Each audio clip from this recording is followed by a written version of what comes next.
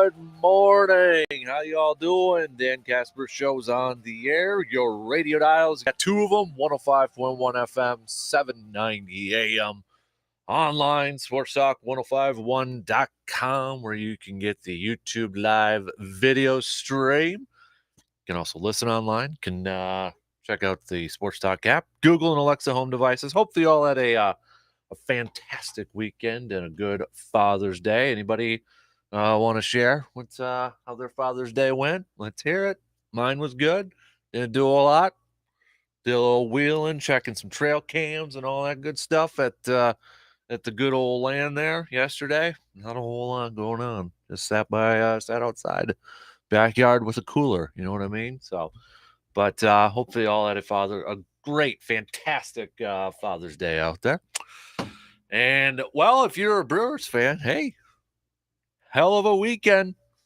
Sweeping the Reds and setting up for a hell of a series starting up with the Cardinals tonight. I know it's June, but how can you not get excited for this? Both Brewers and Cardinals tied at 38-30, tied for first place within the division. 4-game series coming up here. Can you ask for anything more in the month of June for a baseball series right here? I mean, come on.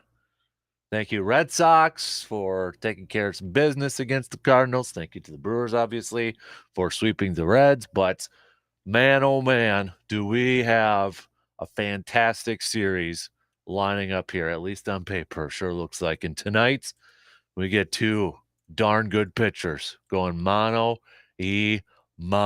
Corbin Burns, the reigning Cy Young Award winner.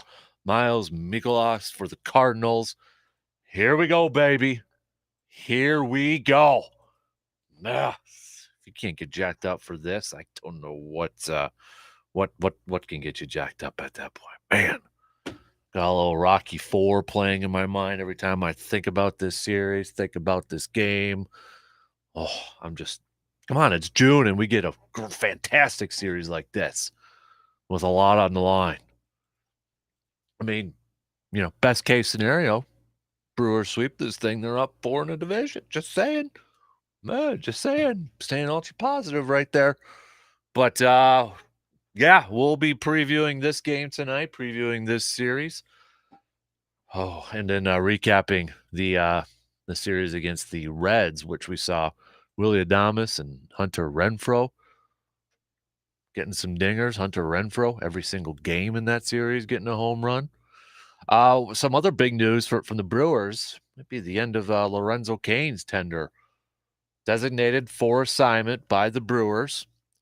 Now, the Brewers had, at that point, 7 days to decide, outright waivers, trying to trade for him, but he's immediately removed off the 40-man roster, and after those 7 days, nobody claims him. He can elect free agency or go to the minors, but sure seems like it might be the end of Lorenzo's career. And it was something that Lorenzo Cain and David Stearns and Craig Counsell, from all indications, kind of a collective decision. But, we'll see what the future is for Lorenzo Cain. But right now, his career done with the Brewers, sure looks like. And, I mean, we've been talking about it with his performance, especially at the plate. It was just a couple weeks ago. Lorenzo Cain himself said he was struggling at the plate, didn't know what he was doing, couldn't figure it out. So, well, maybe we'll see what the future is going to be for Lorenzo Cain. But obviously, that had to be a very difficult decision and a very emotional chat between those 3 individuals there. But can't really argue a whole lot with the performance, right? Can't really argue with it too much, considering your goal is still to go out there and try to win a World Series championship. But, yeah, Brewers calling up Mr. Davis, who has spent some time with the Johnny Davis, that is, not the basketball player, but Johnny Davis. But he did get spend a little major league time with both Toronto and the Yankees in his history. So they're trying to get a little bit more production, obviously, from that outfield spot. But I would imagine more playing time for Tyrone Taylor in center, giving him a little bit more of an opportunity out there. Heck of a chance for him to kind of maybe grab and secure an everyday playing spot in that outfield for Tyrone Taylor. Or maybe it's now a need. Do you think that this is now a position of need for the Brewers to address before the trade deadline is going out there and looking for a center fielder, an everyday starting center fielder? Be interesting to kind of see what David Stearns decides to do in the coming weeks here. I know trade deadline's not till the beginning of August 2nd, I believe, off the top of my head. So, I mean, they've got a little over a month yet to decide, but we'll see. So, plenty of baseball chat coming up here. We'll catch up with JC in the EC, Justice Cleveland, sports director extraordinaire from WEAU 13 News. Catch up with him. Also, we'll do a little Monday morning armchair quarterbacking, studs and duds, coming up at 8:05. So get your studs and duds list ready and text those babies on over to the Shoe Doctors bullpen line, 715-830-1912. Speaking of players' careers a player's career with a certain team being over with, Friday news dump from Green Bay, fan favorite Kurt Benkert released by the Packers. A little bit maybe just a skosh surprising. And for Kurt, Kurt went out on Twitter, and I know there was a lot of Packers fans questioning what Brian Gutekunst was doing and all that. But Kurt went out there and posted a video and said Goody did it the right way. It was very professional, and at this point, in the off season in June here, giving Kurt a chance to find another team before training camp starts up here and potentially get his way on a 53-man roster. But a little bit maybe surprising in the fact that will Green Bay, I mean, it's early to kind of speculate here, and I don't want to get into like roster predictions at this point. But I mean, right now, you don't release Kurt Benkert if you have the plan of keeping 3 quarterbacks on your roster. That was kind of the first thing that popped through my head, is that you don't release Kurt Benkert if you plan on keeping 3 quarterbacks on your roster. The other part in this could be just the fact that, okay, maybe another quarterback really impressed them in OTAs and in training camp or not training camp, OTAs and mini camp and that. I mean, maybe, possibly, Danny Etling, he's been around a little bit, jumping around back and forth between Green Bay and New England and such. But also, anybody kind of wondering about Jordan Love and whether he would be on the team this year, I think that answers the question too. And something that we've kind of been talking about, it's cheaper to keep Jordan Love on your team this year. It's cheaper to keep him on your roster. But for anybody who kind of thought, okay, maybe if the guy balls out in preseason, improves his stock, that maybe he'll get traded in the preseason, I think this kind of answers the question now. Jordan Love's going to be on this team this year. And he's going to be the backup quarterback. But I think right now, at least, I'm looking at the roster, and Green Bay's only got 3 quarterbacks on their team. I just wonder if they're going to add another camp arm, another arm system, especially with Aaron probably not playing any preseason games unless they're just going to give the full boatload to Jordan Love out there, which necessarily wouldn't be the worst thing. But at the same time, if he struggles out there, you can't hide it. Can't hide it, right? But got to imagine maybe they'll bring in another quarterback and try to stash them on the practice squad unless they feel like they can put Danny Etling on their practice squad. But I don't know.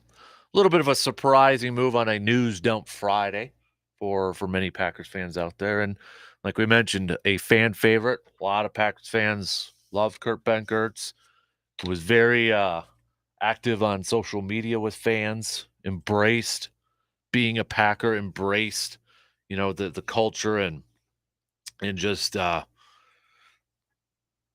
loved being a Packer. That's just kind of what it seemed like with Kurt Benkert. So it sucks to see him go because he was obviously kind of a fun dude to kind of follow and listen to. But best of luck to his future, and hopefully he can get on another roster, a 53-man roster. So, but yeah, what does that tell you, listeners out there, with that move?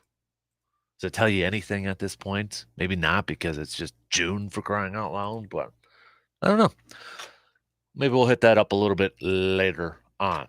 Stanley Cup final continuing also tonight. Colorado, man, they look good. They look good. They look really good right now. Up 2-0 in the series. We've got Game 3 tonight at Tampa. Can Tampa pivotal Game 3 tonight? Can Tampa get back in the series, or can Colorado take a commanding 3-0 lead? I think Colorado wins tonight. It's over with, right? I mean, it's got to be over with. U.S. Open. Fitzpatrick wins the U.S. Open for his first major. If anybody was paying attention to that over the weekend. First golfer since Jack Nicklaus to win the U.S. Amateur and the U.S. Open on the same course. It was Matt Fitzpatrick yesterday. First major win for him. But all right, let's get things rolling here this morning, huh? Let's get her going. Wisconsin Credit Union leadoff. Let's chat some baseball. Brewers, Cardinals. How pumped up are you for this series? Everything's squared right now. Both the Brewers and the Cardinals, same exact records, heading into Game 1 of a 4-game set in Milwaukee. Corbin Burns on the mound tonight for the Brew Crew. Mikolas on the mound for the Cardinals. These two teams are familiar with each other. Brewers coming off of a sweep against the Reds. Cardinals coming off their series loss against the Boston Red Sox. What's your predictions for this series? Let's hear them. Or maybe it'll be a split and we'll be in the same exact position as we are this morning. Both teams tied up. That's probably what's going to happen. Feel like that's what's going to happen. But let's take that first break. And then coming up in just a few minutes, we'll get things rolling on this Monday morning. Chatting a little baseball.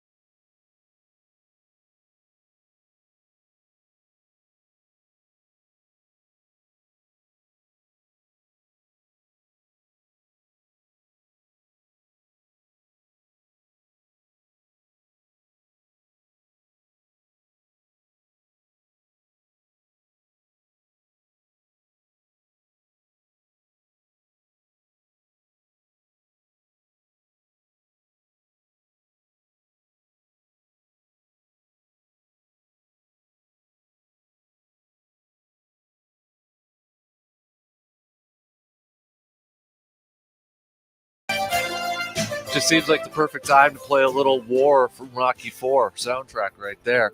Anybody know the movie? You know, when they're kind of going through the fight scene and, you know, the song, that's it right there with this Brewers and Cardinals series coming up here. It's just that, yeah, I keep thinking Rocky IV with this series. I'm getting too jacked up for it right now. I know it's just June, but come on now, baby. This is what we wanted. We have an opportunity in front of us if you're a Brewers fan. Same thing if you're a Cardinals fan, to really take, well, I shouldn't say really take, but have a good, good series and take a nice little lead in the division there. But oh yeah, let's get some predictions rolling. All right, text us 715-830-1912. Your predictions, your thoughts on this series. We'll get to those coming up here in just a little bit. But this series starts off with a bang with your pitching matchup for tonight. The reigning National League Cy Young Award winner Corbin Burnes going up against Miles Mikolas of the Cardinals. Now, these pitchers, Miles, a couple more instances here, but Miles has pitched against the Brewers twice this year. And Corbin has pitched against the Cardinals. It looks like just once this year. Corbin, his previous start against the Cardinals, May 29th, where he went 7 innings, gave up just 2 hits, no earned runs, 1 walk, and 11 Ks, 0 earned runs there too. But opponent's batting average in that game 183. No, that's his season average right there. So that was Corbin Burnes' line for his lone start in the 2 starts for Miles against the Brew Crew. You've got let me go. Is it, or maybe it's just one? Is it just one? No, I thought there was 2. Yeah, 2. April 15th. That's why I had to scroll up just a little bit more. April 15th at Milwaukee. He picked up the win, going 6 2/3, giving up 3 hits, just 1 earned run, and striking out 7. Then in his previous start, May 29th, in that same game with Corbin Burnes on the mound, he went 5 2/3, picked up the loss, giving up 9 hits, 6 earned runs, 6 strikeouts, and a couple of dingers. That was Miles and Corbin going at each other, pitching matchup on the 29th, and they're back at it today. But Miles, you look at his last 3 starts, he's 2-1, but his one lone loss in there, didn't pitch like a losing pitcher in that game. But if you go back to June 3rd, he went 5 innings, giving up 4 earned runs, 8 hits against the Cubbies, still picked up the win. Then at Tampa on June 9th, where he picked up the loss, but he went 8 innings, giving up just 3 hits and 2 earned runs and 9 strikeouts. And then in his latest starts on June 14th, again, 8 innings, 8 2/3. Remember, we almost had the no-hitter going. 1 hit, 1 run on there, picking up the win against the Pirates on the 14th. Can he follow up that dominant performance against the Brewers tonight? Corbin Burnes, in his last 3 games, go back to the 3rd against the Padres, 3 2/3 innings, giving up 5 earned runs, picking up the loss against Philly on June 9th, 4 1/3, picking up another loss. Just giving up 3 hits, though, and 1 earned run. And then on the 15th against the Mets, 6 innings, picking up the win, 5 hits, 2 earned runs. These are the moments that when you're playing in sports, I don't care if it's in recess and you know you're going up against your playground enemy or whether it's your rival on the court, doesn't matter what level. These are the games that you just get so jacked up and pumped up about right now. Ultra focused. You got to imagine both these ball clubs starting tonight. Ultra focused. Going to be maybe a little tense at times here, but this is an important series. This is an important June series because it's 4 games. The 2 teams, one of these 2 teams is going to win the division this year.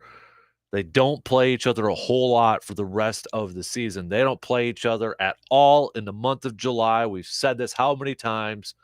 They play one series in August in St. Louis, and then September, 4 total games, but it's a 2 away, 2 home series. 2 on the road, 2 at home. So not a lot. Not a lot more matchups between these two teams. You can't ask for anything better right now.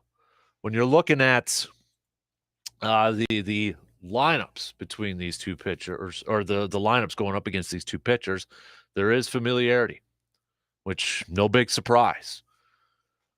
When you look at the Brewers lineup going up against Miles, you know who's had some success against him? Backup catcher Victor Caratini, excuse me. What's going through my mouth right there? Caratini, excuse me. 417 and 12 at-bats. Omar Narvaez, though, 444 and 9 at-bats. Christian Yelich has struggled against him, 28 at-bats with a 179 average. And then, Tyrone Taylor is 405 at-bats. Rowdy Tellez is 605 at-bats.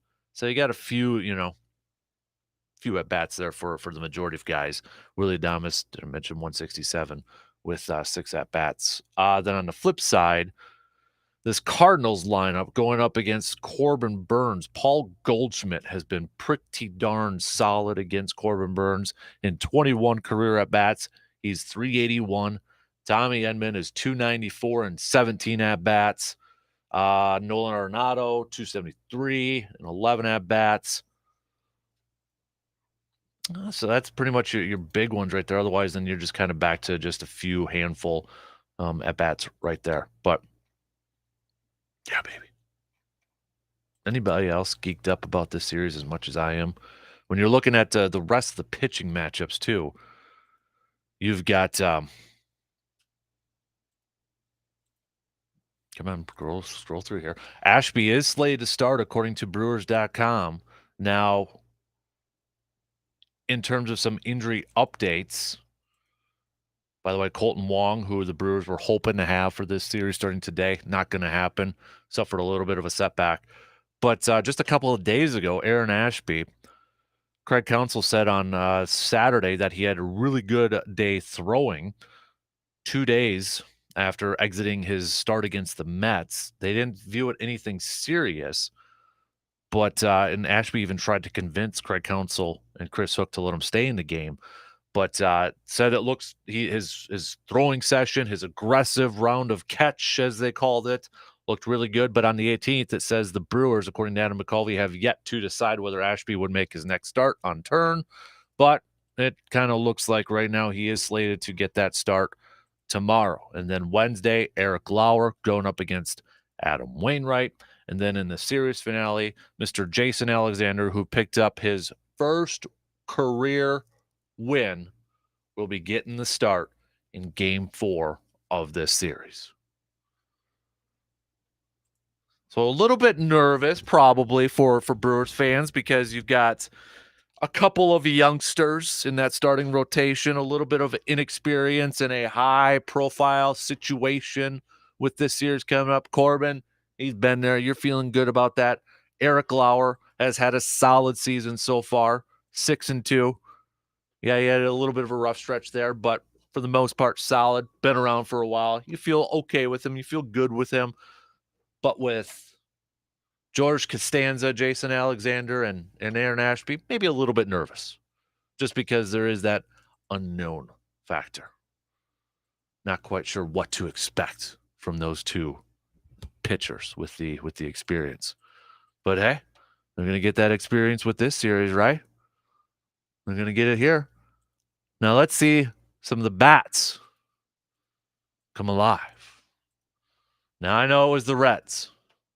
I get it. I understand it. It was the Reds. A little bit different now going up against the Cardinals. But it was good to see the Brewers offense putting up a few runs this past week and obviously helping them to the sweep over the Reds. But you had the power from Hunter Renfroe every single game, hitting a dinger. You had Willie Adames getting 2 dingers in this series. Both those guys now tied for the team lead with 13 home runs. Christian Yelich, just 2 hits in this series. Two of them, all of them coming in the same game there. So cooled off just a little bit right there. But 5-4 victory on Friday, 7-3 victory on Saturday, giving Jason Alexander that first win, and then yesterday a 6-3 victory, helping Adrian Hauser get his fourth win on the season. Runs might be a little bit tougher to come by with this series. Kind of feel like it's going to be one of those that whoever makes the first mistake, if there's a pitcher that's going to struggle, anything like that, any little thing like that, that's going to make the difference in this series. Whoever makes the most errors, whoever makes one little mistake, or if a pitcher's just off, that's going to be the difference in this series.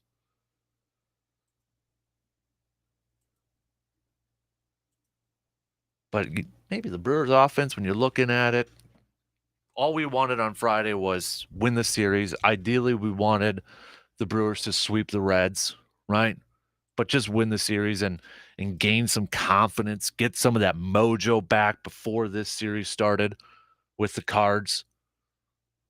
We got what we wanted, right? We got what we wanted. We got a sweep. We had some bats come alive here and there. Andrew McCutchen has been swinging it well as of late. Heck, dude even made a sweet play in the outfield the other day. Was it yesterday? That sliding catch there. Dude, don't look like he's aging once a bit on a play like that, for crying out loud. Looked like the former MVP roaming out there. Little speed demon. But we got what we wanted from this Cardinal series, right? Or this Red series. Sweep. Maybe a little bit of mojo coming back with some of these at-bats for some of these players. So bring it on, baby. I'm ready. I am geeked. I am jacked up right now. I don't know if I'm going to last to the game tonight. But when it comes to a prediction, I'm kind of like, as much as I really want the Brewers to take 3 out of 4, I mean, goodness gracious, a sweep would be awesome. I'm going to go split. As much as I really want to take 3 out of 4, I'm going to kind of cop out and go with a split in this series. I hope I'm wrong, and I hope Brewers take 3 out of 4. Hell, I hope they take 4 out of 4. But I'm just going to go with a split. I'll go with Burnsy with the win tonight. And I'm going to go with I think I'm going to the easy one would be going with Eric Lauer there, but yeah, I'll go. I mean, that's the easy one. I'll go Lauer and Burnsy get in those games. That's when the Brewers will get the wins. Although it's probably going to be Ashby or Alexander in one of those starts. But I'm going to cop out and say split, and it's the 2 games with Burnsy and Lauer starting in this series. And if the Brewers happen to lose in this series, it's season's not over with by any stretch, but you got Toronto right after that. Can't pout, can't feel sorry or anything like that, because you've got a fantastic team right after them too. Then you're on the road against Tampa for a couple games. Then you visit Pittsburgh. Then you're back home against Chicago, then Pittsburgh. So, I mean, those are series right there that you should be able to take care of business. But that's what makes this series a little bit more important too. If you can win this series against the Cardinals, win a series against Toronto, then you got Pittsburgh for a couple times in the Cubbies, two teams that you should be able to handle business against, take care of business against. Let's go on a nice little run here. Let's go on a nice little streak, right? Let's do this. And then head into that All-Star break feeling good, because like Brandon said, it's always kind of seems like the Brewers slide into the All-Star break, maybe in a little bit of a funk, a little bit of a losing stretch there. Let's reverse it this year, huh?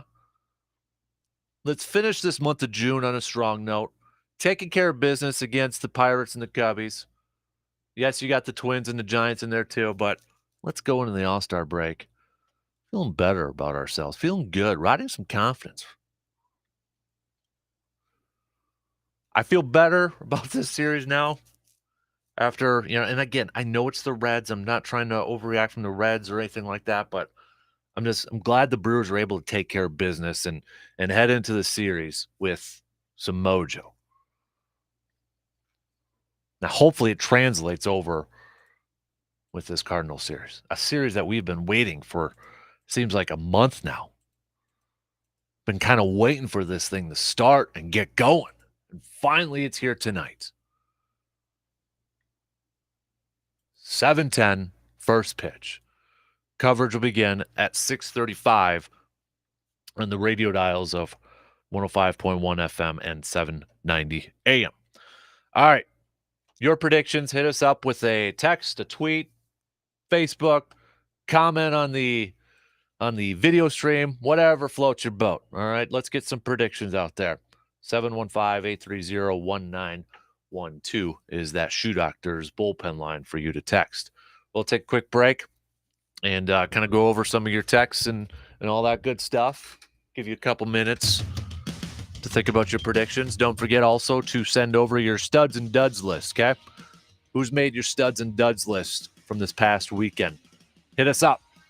Hit us up. Quick break. We'll be back in just a couple minutes.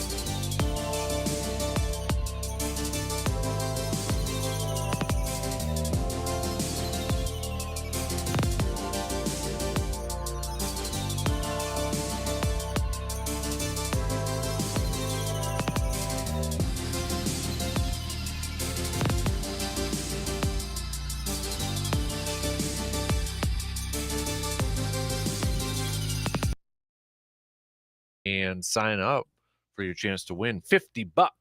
$50 in fuel from our good friends at River Country Co-op. And if you don't happen to win today, don't worry. Got a few more we're going to be giving away, all right? Going to be giving away a couple more later on this week, but let's go ahead and give away $50 today. So we'll do that in the next hour, randomly handing these babies out. So head to our website, sportstalk1051.com. Click on the Nation tab there, and you'll see the little icon right there under the prize dugout for River Country Co-op. Boom. All you got to do is enter your name. That easy. Greg won last week. We'll see who wins today. Let's take a quick phone call here this morning. What up, C-Bomb? How was your Father's Day? Well, good morning, El Capitano. It was a great Father's Day for myself. How about for you? Not too bad. Not too bad. There's nothing to complain about, so it was a pretty good one. Well, that's good. That's good. It was a beautiful day. It was a little bit breezy, but yeah, it was a beautiful day for all the Padres out there. Mm-hmm. The only time we can celebrate the Padres. Exactly. Yeah. So hey, let me tell you what a weekend for the Brewers. They took care of business. They sweeping the Reds. The Reds are pretty terrible, but at the same time, they got the job done and they did well. They hit well doing it. So I'm excited about that. They make my stud. One of their players makes my studs list. First, I'll start. You know who my dud is this week? Who's that? Phil Mickelson. Ooh. Phil Mickelson. Why just because of his play at the Open, the U.S. Open? Yes. I mean, he's sitting there, doing the Live Tour, which is great, and he has an opportunity to go out play well in the U.S. Open, and what does he do? He lays a big egg, and the PGA's just got to be loving that. Mm-hmm. Oh yeah, they do. So Phil Mickelson's my dud. I know you don't get into politics, but Joe Biden, he ain't going to be in the Tour de France anytime soon. There's another dud move. That was kind of funny. But my stud for the weekend is Hunter Renfroe, boy. He's swinging that stick well. He's got a 3-game bomber streak, playing well in the outfield. So that was good to see. And the bats were alive this weekend. So the Brewers offense for me is a stud, and coming into a huge series. Mm-hmm. No, you can't argue about that too much right now. It's good to see Hunter Renfroe. I know all of its hits, I think were home runs this past weekend, but Brewers are a live and die by the home run ball, and so we need these dudes to obviously produce at the plate with the long ball, and him and Adames did that this weekend. It's exactly what they did. So I'm excited to see. Hunter Renfroe was just nailing the ball too before he went on that injury list. So it'd be nice to see him kind of get back to that and maybe, all-star form, would you say? I don't know. I don't think he'll make the all-star team. I know the Brewers are really trying to pipe that up, but I can't see a Brewers position player making the all-star team this year. Can you? Not batting 250. I don't think so, but who knows the way the league is this year. But yeah, he's been on fire, and it's been fun to watch. I actually shouldn't say fun to watch, fun to listen to. I listened to every game this weekend. I didn't watch a single pitch, but I listened to them all. And it sounded like that last home run that he tattooed that thing. It's in orbit right now. So it's fun when the Brewers are hitting bombs and having fun. So this is a big series. I'm really looking forward to it. I think, like you, I think they're going to split. But I think this series could be I don't want to say it's pivotal. It's only June, but it could do a lot for their psyche moving forward. As you already stated, they've got another tough series right after the Cardinals. So I'm excited. I'm excited for the next 4 games. I know that. Play that Rocky theme, brother? What's your prediction for it? I think they're going to split. Yeah. I don't know which games. I'd like to see Corbin win tonight, but they're facing a tough one themselves, and hopefully the bats can stay hot. Time will tell. We got to that. Oh, what the heck's that kid's name? The first night, the flamethrower, that 22-year-old kid throwing 100 miles an hour. Oh, are you talking about from the Reds, Green? Yeah, Hunter Green. They got all over him, which was nice to see. So hopefully tonight they can get something going. Mm-hmm. No, I agree with you, man. All right, before I let you go here, what was your thoughts on the Kurt Benkert release? I remember in training camp last year after the first day, and I had actually texted you about, do you think they'll put Kurt Benkert on the 53? And you're like, who's Kurt Benkert? I remember that because they had just picked him up, and I watched him in training camp. And his arm, boy, he's got a live arm. He looked better than Jordan Love. And I thought, boy, who is this kid? And ultimately he made the team, and he, made a lot of fans with his gaming. But the way I look at it, I wish they would have kept him because I like the kid. But look, if Kurt Benkert ends up playing for the Green Bay Packers, the season's a tank anyway, because that means Rodgers went down and Love went down. So I'm all for carrying two quarterbacks, putting someone on the practice squad, and using that roster spot for another offensive lineman or another defensive back or something that's going to be able to contribute on the field. Mm-hmm. Yeah. What's your thought on it? I mean, I think kind of what I'd revisit what I kind of said earlier. I think one for sure is that anybody thinking Jordan Love could still potentially be on the move, that's out the window right now. I feel like at this point right now, it's kind of tells you that they're thinking of only keeping two quarterbacks on the 53. I got to imagine they're probably still going to bring in another quote unquote camp arm and probably carry one on the practice squad. But I think it kind of tells you that at least at this point, they're only going to carry two quarterbacks this season. They're going to use that extra position for somewhere else. And Jordan Love ain't going anywhere this year for as much as some fans would like to see him traded and get some draft capital or anything like that. Right.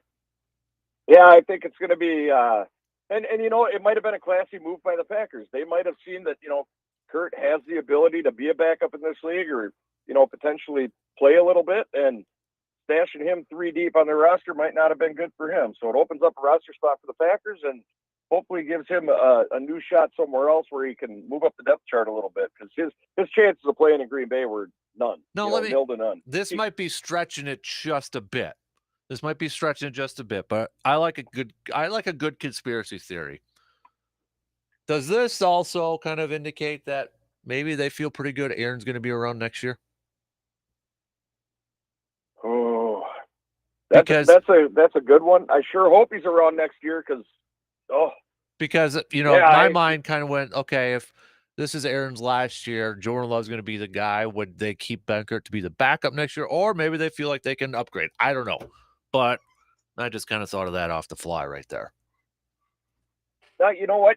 I think you're right. I don't doubt that a bit, because we forget, the front office of the Packers are not only, they look at next year just as hard as they look at this year, and they look 2 years from now just as hard as they look at this year. We don't as fans, and it's just like it's so funny listening to all these people drooling over Rashawn Gary, the same people that were bitching about him not being any good and being a bust, and the same thing when it was Devontae Adams, and now the same thing with what's his name, our slot kid, I can't remember his name right now. Amari Rodgers, yeah. Yeah. They're looking ahead. They're not, and this move might have been just that. If they think Rodgers is going to be here for 2 years, why stash Benkert down? Mm-hmm. And if he's not going to be here, maybe that's why they aren't trading Love, and they know they're not going to trade Love, because if Rodgers isn't going to be here, they got to have his successor. Right. So who knows? Time will tell, but we've gotten to that point in the Packers in this era. We have to take every snap number 12 takes, and we have to enjoy every single one of them, because they're coming to an end here soon. So hopefully it's not after this year, but yeah, it is a little bit of for me, it's a curious time that they made this move with Benkert. There wasn't any roster, targets they had to hit or anything like that. They're going into training camp like an idiot thinking about practice squad, and I was corrected on Twitter where practice squad's a in-season thing. They don't have that at all. So I mean, not even to be in the top 90 for training camp, it makes me wonder what's going on there. Maybe it is that they wanted to give him his opportunity to latch on where he'd like. Right. No, I think that's kind of the big thing there too. So all right, hey, appreciate the phone call there, bud. Good to hear from you. You bet. Hey, and if I hear Surveyor Sam call tomorrow morning, griping on a Tuesday about the Wisconsin summer heat, we're throwing hands. So, so stay cool out there. Stay cool out there, Surveyor. I'm thinking about you, buddy. All Thanks right. for having me, Dan. You got it. There you go. There's C-Bomb hopping off here this morning. So we'll get back to some more Brewers talk, including, the news that Lorenzo Cain being designated for assignment from the Brew Crew. Now, it sure seems like that his career is probably done, unless he goes through the whole process and maybe he's a free agent. And what if a contender decides, you know what, we've got a spot, we can put him on there, we'll stash him on there. Maybe we'll see Lorenzo Cain here. But kind of listening to him and listening to the Brewers here, it sure seemed like it was kind of end of a career. And I mean, just kind of listening to some of the words, and maybe he just kind of assumes that, but never know. It just takes one phone call, one interested team.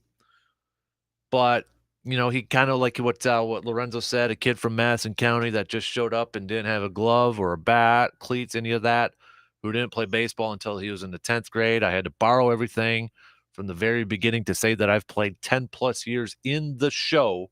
I couldn't ask for anything more. It's been a great ride for me, a fun ride. I put a lot of work in. I put this body through a lot through the years. At the same time, I think the body is ready to rest a little bit for sure. Now, he didn't come out and say retirement. He didn't say anything of that. But this news also coming on his anniversary, his 10th year anniversary of being in the league. But it sure seems like that. Yelich, remember that was a couple years ago. We found out the Brewers had signed Lorenzo Cain, and then like a few minutes later, traded for Christian Yelich. So they were kind of paired together, right? Christian Yelich saying he was a big part of starting what we created here over the past few years, the winning ways. Obviously, this year hasn't gone the way he hoped or would have liked, but that's how it goes in this game sometimes. It's a really hard game. It's a challenging game. Just because you want to do well, you want to produce, doesn't mean it happens. We'll miss him. He's been a big part of this group, and I'm glad he popped in and said goodbye to the guys. But it sure seems like it was a collective decision. Stearns, Craig Counsell, Lorenzo Cain met on Saturday morning, and they mutually agreed, according to both Stearns and Cain, that a DFA, designated for assignment, was the best course. And you think about Lorenzo Cain and, his Brewers tenure. You think about some of the great catches in the outfield, right? Finally won a Gold Glove with the Brewers. Finally won a Gold Glove.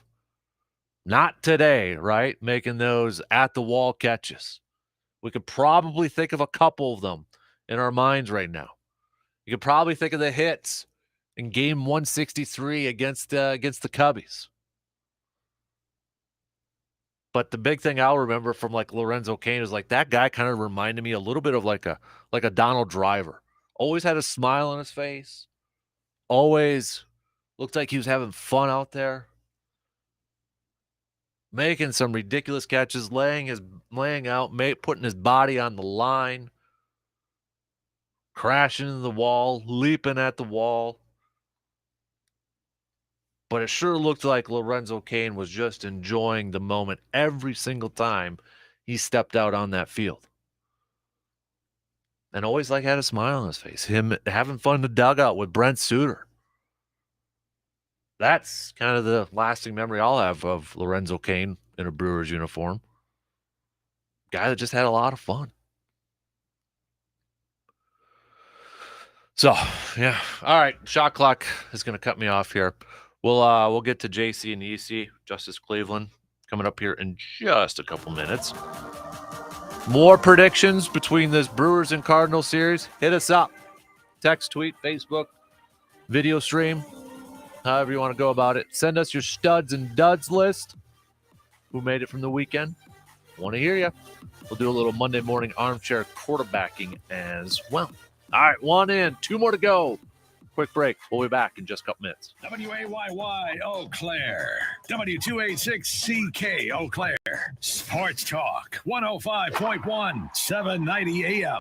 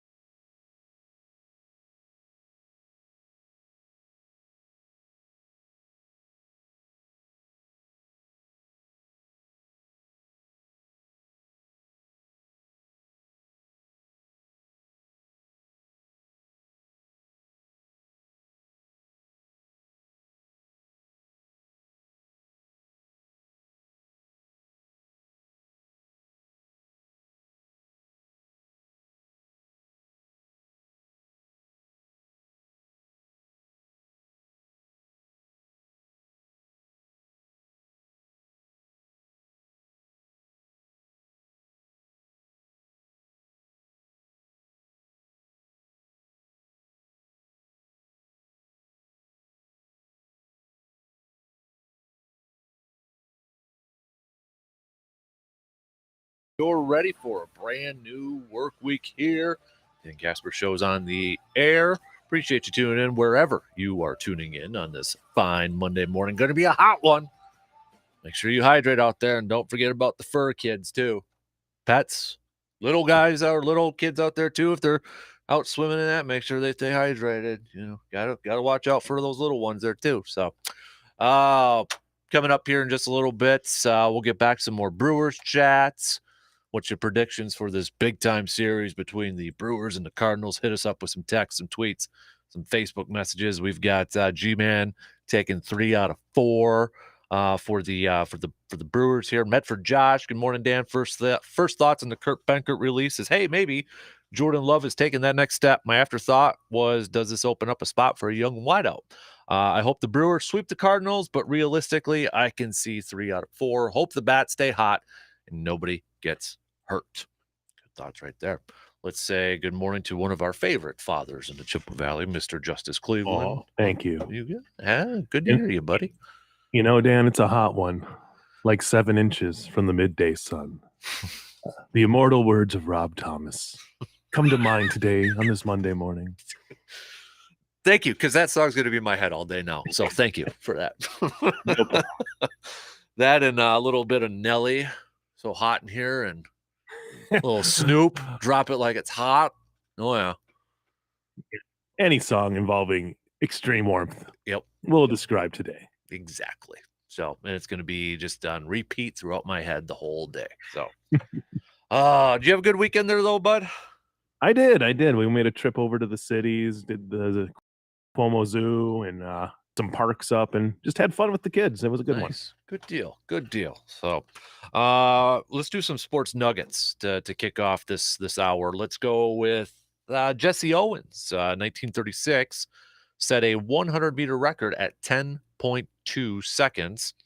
1950, Willie Mays graduated from high school and immediately signed with the New York Giants. I think that was probably a good career move for Willie Mays, and not bad for the Giants either. No, yeah, for both teams, both sides, it worked out pretty good. Yeah. Let's go. U.S. Open Golf Tournament 1966 was broadcast in color for the very first time. Get to that. Get to the U.S. Open here in just a minute. Pete Rose played in his 3,000th Major League game in 1982. It was also his 523rd consecutive game. The Bulls, 1983, won their 3rd consecutive NBA title. They defeated the Phoenix Suns in Game 6. Let's go with 1994. The Tigers' streak of 25 straight games with at least one home run ended. They lost the game 7-1 to Cleveland. 1998, Sammy Sosa hit 2 home runs for the 2nd straight game. The feat set a Major League Baseball record of 16 home runs in June. Remember this player, Lawrence Phillips, 1999, became the first NFL Europe player to rush for more than 1,000 yards in a season. It's still weird to think that NFL Europe wasn't that long ago, Justice. Right, and the fact that they haven't tried to restart it or anything because of how much they're pushing the games over in Europe now. Yep, I totally agree. 2001, Barry Bonds hit his 38th home run of the season. The home run broke the Major League Baseball record for homers before the midseason All-Star break. 2002, Luis Castillo with the Marlins set a Major League record for second baseman when he got a hit in his 34th straight game. Let's go with Ken Griffey Jr., 2004, excuse me, got his 500th career home run. And then 2007, Sammy Sosa got his 600th career home run. Those are just some of your sports nuggets for this morning. So, U.S. Open, Fitzpatrick becoming a first-time major winner. Cool nugget, though. First time since Jack Nicklaus. Him and Jack Nicklaus, the only ones to win an amateur and a U.S. Open on the same course. How much did you pay attention to the U.S. Open this past weekend, Justice? Oh, ton. I watched as much as good. I love major golf, and the U.S. Open is always just a fun test to see what they can do, and it definitely lived up to it. You had to earn that championship, and Fitzpatrick did it. I mean, he was the one who, before they had a little feature, I think it was like on the Golf Channel, about him winning the amateur there. So it was kind of one of those things that, piqued my interest right away about him. And then just to see him do the same thing, it was pretty amazing. Good drama towards the end. So my pick, Scotty Scheffler, became so close. I thought I was looking pretty good there through about 9 holes, and just as tough of a course as you're going to have. Mm-hmm. I love the U.S. Open because those scores never really get that low. Right. Like 6 under is a great score to see somebody win a tournament. I mean, it just tells you how tough of a test it is, and it really, I mean, you saw guys just having struggles left and right. It's just how bad your struggles got and how you were able to kind of correct the skid when you're and most of them, especially like Fitzpatrick. I mean, the way he hit the ball yesterday was amazing. No matter what trouble he had, he found the green. So that he earned the right to call himself the U.S. Open champion. So it was fun. Do you think Zalatoris is going to be the next popular pick? When we do these predictions for major championships, that he might start climbing up on the betting lines. I mean, this is his 3rd time he's been a runner-up finisher, 2nd this year already. I think so. I think he's kind of he's not a popular name right now, but Phil Mickelson, back before he won that first major, where he'd get so close and just couldn't overcome it until he did, and then the floodgates could open. I mean, the way he plays, I think Zalatoris is going to win a major here soon. But there's so many good golfers. I mean, that top 10 was Fitzpatrick, Scheffler, Zalatoris, Matsuyama, Morikawa, McIlroy. I mean, that top 5 right there, top 6 right there is just a who's who in golf. So, and all those guys except for Zalatoris have won majors. So, I mean, that's just telling you how competitive it is out there. So, I think he's going to. He's got all the skills. I mean, he looks like he weighs 110 pounds. Soaking wet, but man, he can hit the ball so well. All those guys, it is amazing the club head speed they get just for their size. Yeah, it makes me a little jealous though, dude. Oh, it really makes me jealous. Trust me. Oh man, so yeah, it was. It felt like also too. I mean, little less drama than what I thought would be between the whole Live Tour thing going on. By the way, Live Tour, Greg Norman said that they're going to apply for some world golf rankings today. So players that are in the Live Tour can be qualified for world golf rankings. We'll see how that kind of plays out in that. But, I felt like, it kind of, for a good reason, we didn't hear a whole lot about that this weekend. At least I didn't. I don't know about you. No, I mean, leading up to it, obviously the week with all the press conferences, that's all the talk was. But I think once the golf started, you didn't have a Live Tour guy finish in the top 20, really. I don't think they did. I'm looking down really quick here. Yeah, I don't see anybody in like the top 20 so for the PGA Tour, this couldn't have worked out better. Right.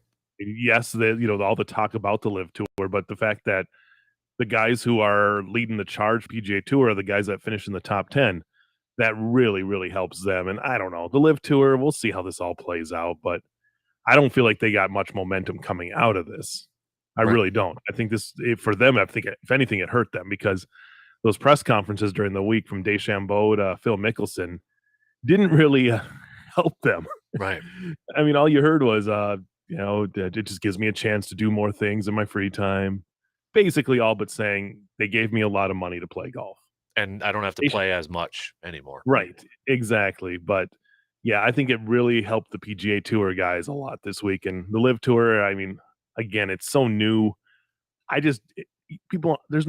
The only buzz about it is the fact that it's against the PGA Tour. The buzz isn't about what's going on the course, what's going on in play yet. Until they can do that, it's going to be tough for them to really gain a whole lot of momentum. I agree. I completely agree. So, with that kind of going on there, we had that with the Open, and I mean it's kind of weird to say that it was a good weekend for the PGA Tour when you had Tiger not playing.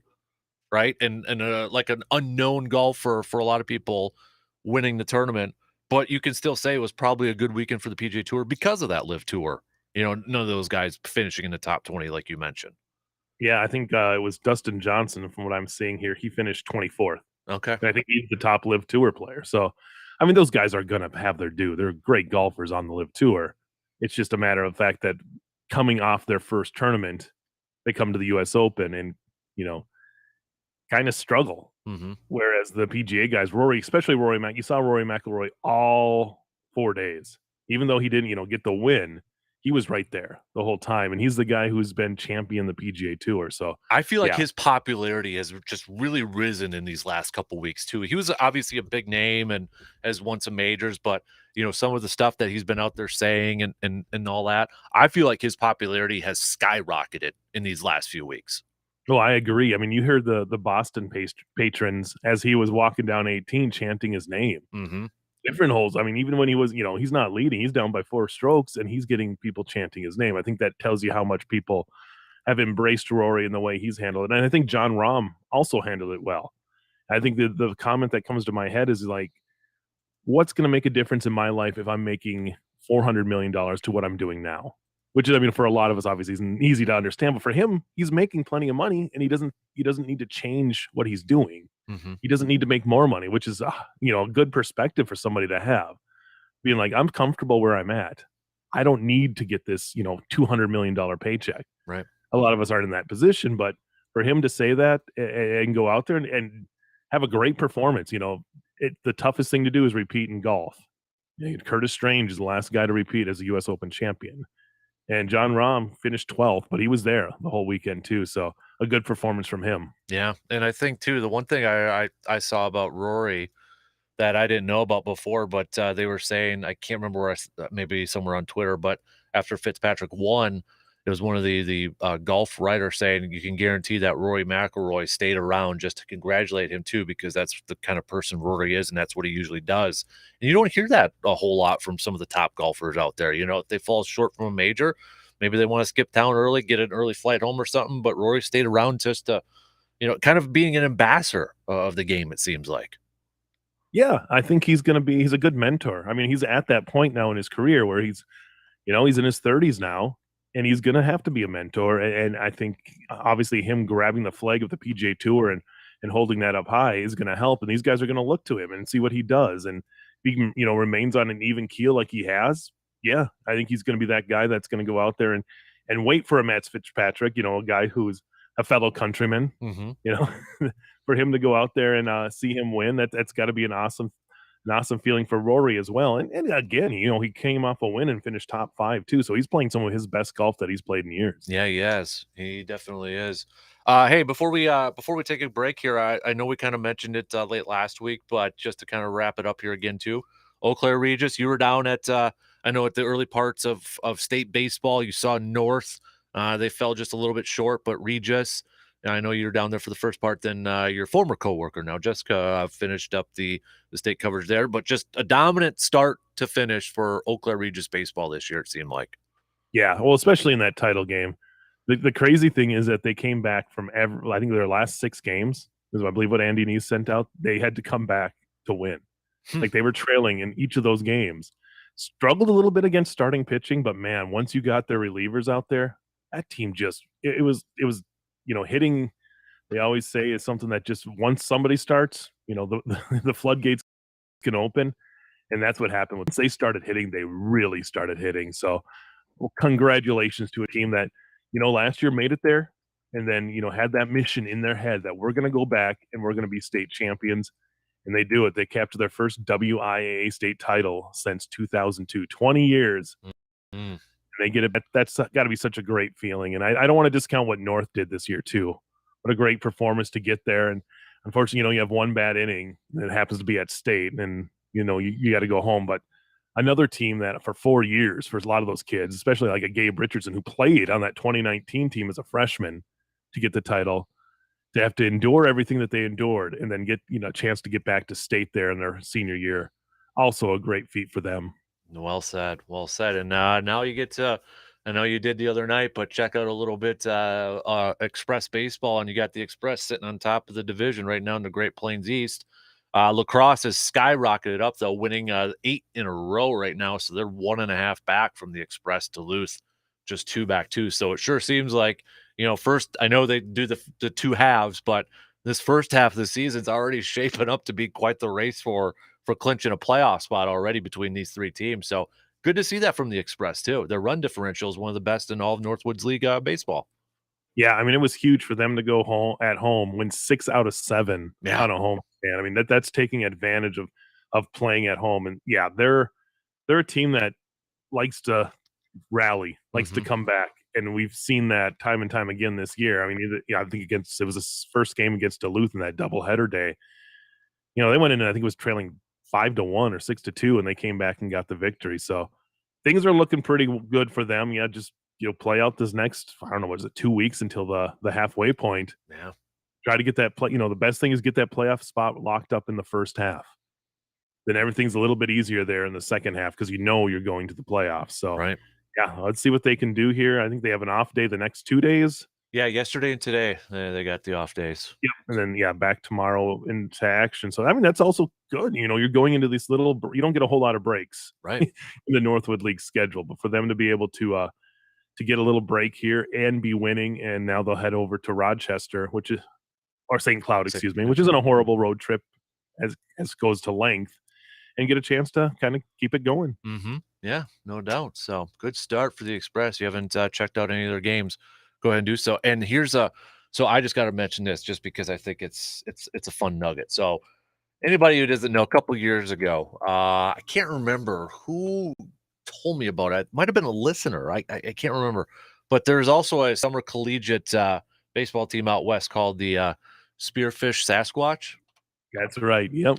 They've got, and there's an Express player, Joe York, who played 1 year for the Sasquatch.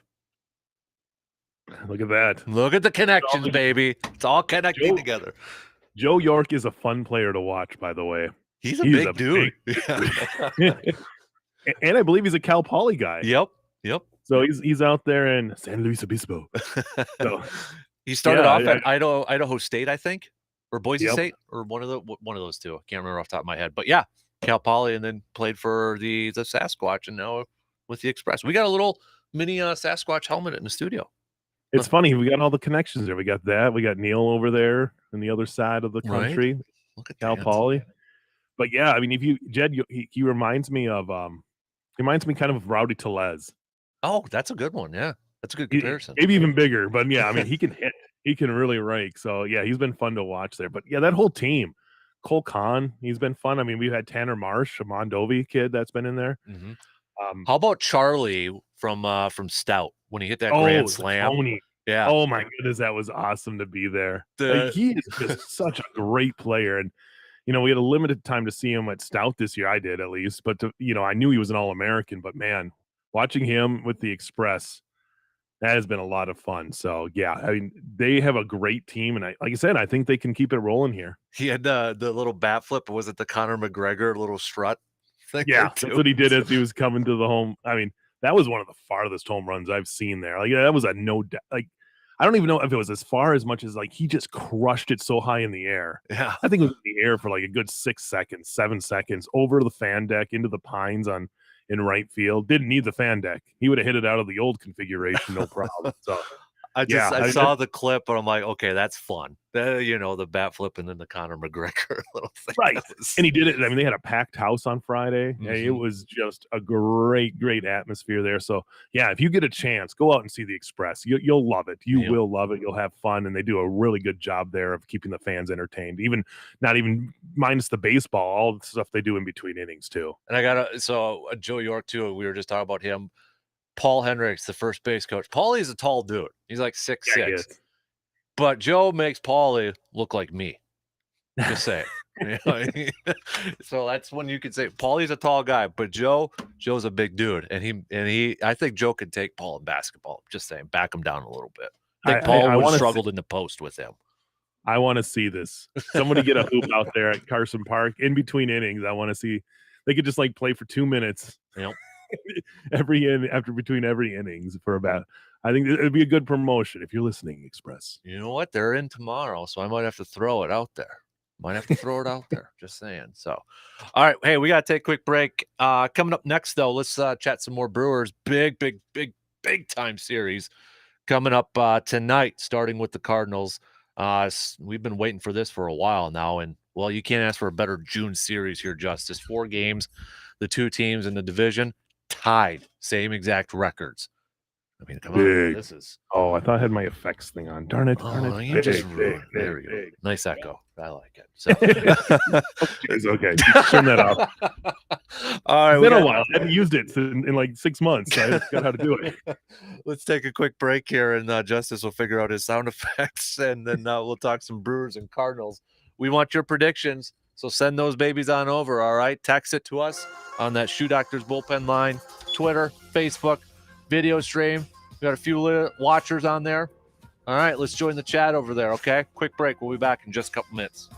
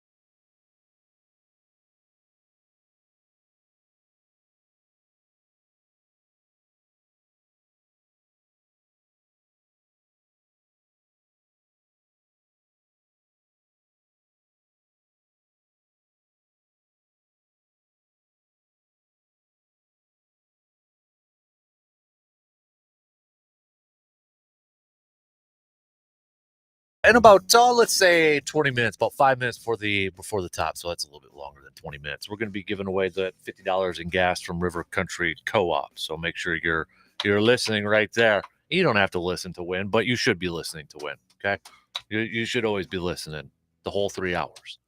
You can do it either way, video stream, online, however. But we'll be doing at about 5-2, 5-2, announcing the winner for this next round of $50 in fuel given to us to give to you by River Country Co-op. All right. Predictions, Brewers, Cardinals. Who do you got for this big time series? You can't ask for anything better for a June series. Can you, Justice? Both teams who are going to, probably be at the finish line to win a division. 4 games, same exact record. Here we go, baby. Brewers, Cardinals. It's like a playoff atmosphere, playoff series in June, baby. Love it. Am I going to be the downer when I say split? I said split earlier, so yeah, it's kind of how I feel. I whenever it comes to the Cardinals, I'll take a split just because of how many bad years the Brewers had against the Cardinals. I'm thinking of like somehow Giovanni Gallardo never being able to win a game. Yeah, I remember that. It was always his bugaboo. Yeah. And Yachty, when he's healthy playing against the Brewers, finds a way to hit. He's like owned the Brewers. So, yeah. And Paul Goldschmidt, I mean, he's just raking all season, but he seems to always do it against the Brewers. Like takes it up another notch every time against the Brewers. Right. Yeah. If I was looking at 2 people that have just dominated, now Yachty, I think, is going to be on the 10-day IL. So it's retroactive Thursday. So they won't see Yachty. So, I mean, that's a plus when it comes to the lineup. I mean, for me, it's a minus in a way because I don't know. At this point, I've grown such a respect for Yadier Molina because of just watching him for 20 years play catcher for the Cardinals. He's one of those guys that was like easily aggravated you like the first 10 years of his career. But now when you realize that what he's done behind the plate, and I don't know if he'll be first ballot because I don't want to get into all the stuff with the Baseball Hall of Fame, but Yadier Molina's a Hall of Famer. Mm-hmm. Yeah, I think he'll get there. It would be kind of neat if him and Pujols went in together. Yeah. I don't know what Adam Wainwright's chances are, but yeah, I think Pujols is a lock for first ballot for sure. Oh, he has to be. I mean, I don't think there's, unless, it would have to be something major for him not to be a first ballot Hall of Famer. Right. What he's done, prolonged just as long as he's done. Now, obviously this year he's only hitting 202, but what he's done before that. I am not a machine. Going to get close to 7. I am Albert. Yeah, he's going to get close to 700 home runs. Man. He's going to be close to like 3,400 hits. So, yeah, right there alone. Mm-hmm. You could take his first 12 years of his career and he would have been in. So, yeah, it's going to be neat. But as we talk this season, yeah, big series for the Brewers. Kind of bounced back finally against Cincinnati. Won back-to-back games. Mm-hmm. Back-to-back. I'm thinking of the Tommy Mansky commercial. back-to-back. AAU national champions. I'm Fred Mercury. But yeah, no, I mean, for the Brewers to kind of right the ship as they head back home, that's huge. So yeah, I think we can get a split. I'll take a split. I'd take it. Obviously, a sweep would be awesome. Winning the series would be awesome, but a split is what you want because then you leave no worse than you were coming into the series. Right. And then, you start that series against Toronto on Friday and you're still in the same position as you were starting this series. Both of you guys are tied up at the top. But, and I look after that Toronto and Tampa, I mean, then the Brewers kind of, I don't want to say easier, but it opens up a little bit with their schedule. You got 2 series against Pittsburgh, then you got a series against the Cubs, right in the middle there. So ideally, if the Brewers can finish this month of June on a strong note, be in first place, they have an opportunity to grab some more wins there against some quote unquote inferior opponents before they have that 2-game series against Minnesota and then the Giants right after that. So I look at this as an opportunity for the Brewers to potentially, if they can win this series and, win the series against Toronto and such, they can go on a little bit of a run here and add some more and perhaps increase their lead in their division if they were to get to that point. And we can say this, and we've said it all year, the Brewers beat the teams they're supposed to beat. Yeah. They've beat the Cincinnatis of the world when they've got a chance. It's just been the other teams struggled against, the teams that are more contenders. So it's to be great for them to come out here and show that they can do that against St. Louis. They did that in their last 4 games. It was a split back in May when they played at St. Louis. So yeah, I would love to see them go out there and kind of keep this rolling. They got a 6-game home losing streak too that they still need to snap. Yeah, they do. That big losing streak earlier in the month. So yeah, a win tonight would be great with Corbin Burns on the mound. Mm-hmm. This is going to be a good pitching matchup. And Mikolas coming off of almost a near no-hitter, so yeah. And after that, it's kind of the helter-skelter guys filling in for other guys because Ashby, Lauer, then Alexander would be the next three. So it's the summer of George, though, baby. It is the summer of George. Just eating a block of cheese. That's what he's doing. It works out perfectly for him pitching in Wisconsin. Yep. But yeah, I think if you get the win tonight would be huge to kind of just get that momentum, keep it going. You mentioned the 6-game losing streak for the Brewers at home. They're a total of 15-12 at home this year. The Cardinals are 500 on the road, 17-17. Brewers are 13-18 against teams over 500. Cardinals also below 500. They're 15-18 against teams over 500. Just some nuggets right there. Don't know if that means anything. Just throwing out some stats in that. But I know we got to take another quick break here and restart the Zoom. Otherwise, we're going to get kicked off here. But Lorenzo Cain, the news over the weekend, it sure sounds like his career's probably done. And Brewers designating him for assignment. Do you think now that kind of catapults to the biggest need on this team for the Brewers is trying to find a center fielder before the trade deadline? I think so. They need another bat too. Mhm. So I think that just frees up a spot there or gives you a chance to maybe play like a Keston Hiura a little bit more too. It's tough because I think obviously we've talked before how much Cain was a fun guy to watch, but they gave him as much opportunity as you can to get the bat going, and it just wasn't happening. So I mean, what a great career. A guy who, wasn't even a baseball player until like late in high school. Yeah, 10th grade. Right. And then had a great career, all-star career in the major leagues, Golden Glove. Yeah. Well, it's tough to see, but it kind of we saw the writing on the wall maybe even a month ago. So and you could say this too, Christian Yelich hitting 314 in his last 12 games, hitting around 300 in that leadoff spot. I don't think he's leaving that spot anytime soon. I don't either. I think, I know there's the conversation, well, he's not getting paid to be a leadoff hitter, but you gotta put him where he's affecting games at this point, don't you? You got to put him where he's doing well, and if that's the leadoff spot, you got to keep him there. Even if Colton Wong, whenever he does come back, I'd still keep Yelich there at that leadoff spot. Yeah, you got to maximize his output, and if that's where he's being most effective, yeah, he's not getting a whole lot of RBIs there, but he's scoring runs and getting on base, and you need somebody on base, especially if you're this Brewers team that's hitting like 240 as a team. Yeah, and you're relying on the long ball. You need guys on base for that. So, yep. All right. Tell you what, we got to take a quick break. We're going to restart the Zoom here so we don't get kicked off and get you back on here. So, the rest of you, though, you can get your predictions in for this Brewers Cardinals series. How amped up, how jacked up are you for this series? Hit us up with a text, tweet, Facebook, video stream comment, all that good stuff. All right. We're going to take a quick break. And then we're going to finish up the second hour here already. We're just flying on by on this Monday morning. Stick around. We'll be back in just a couple minutes. The Dan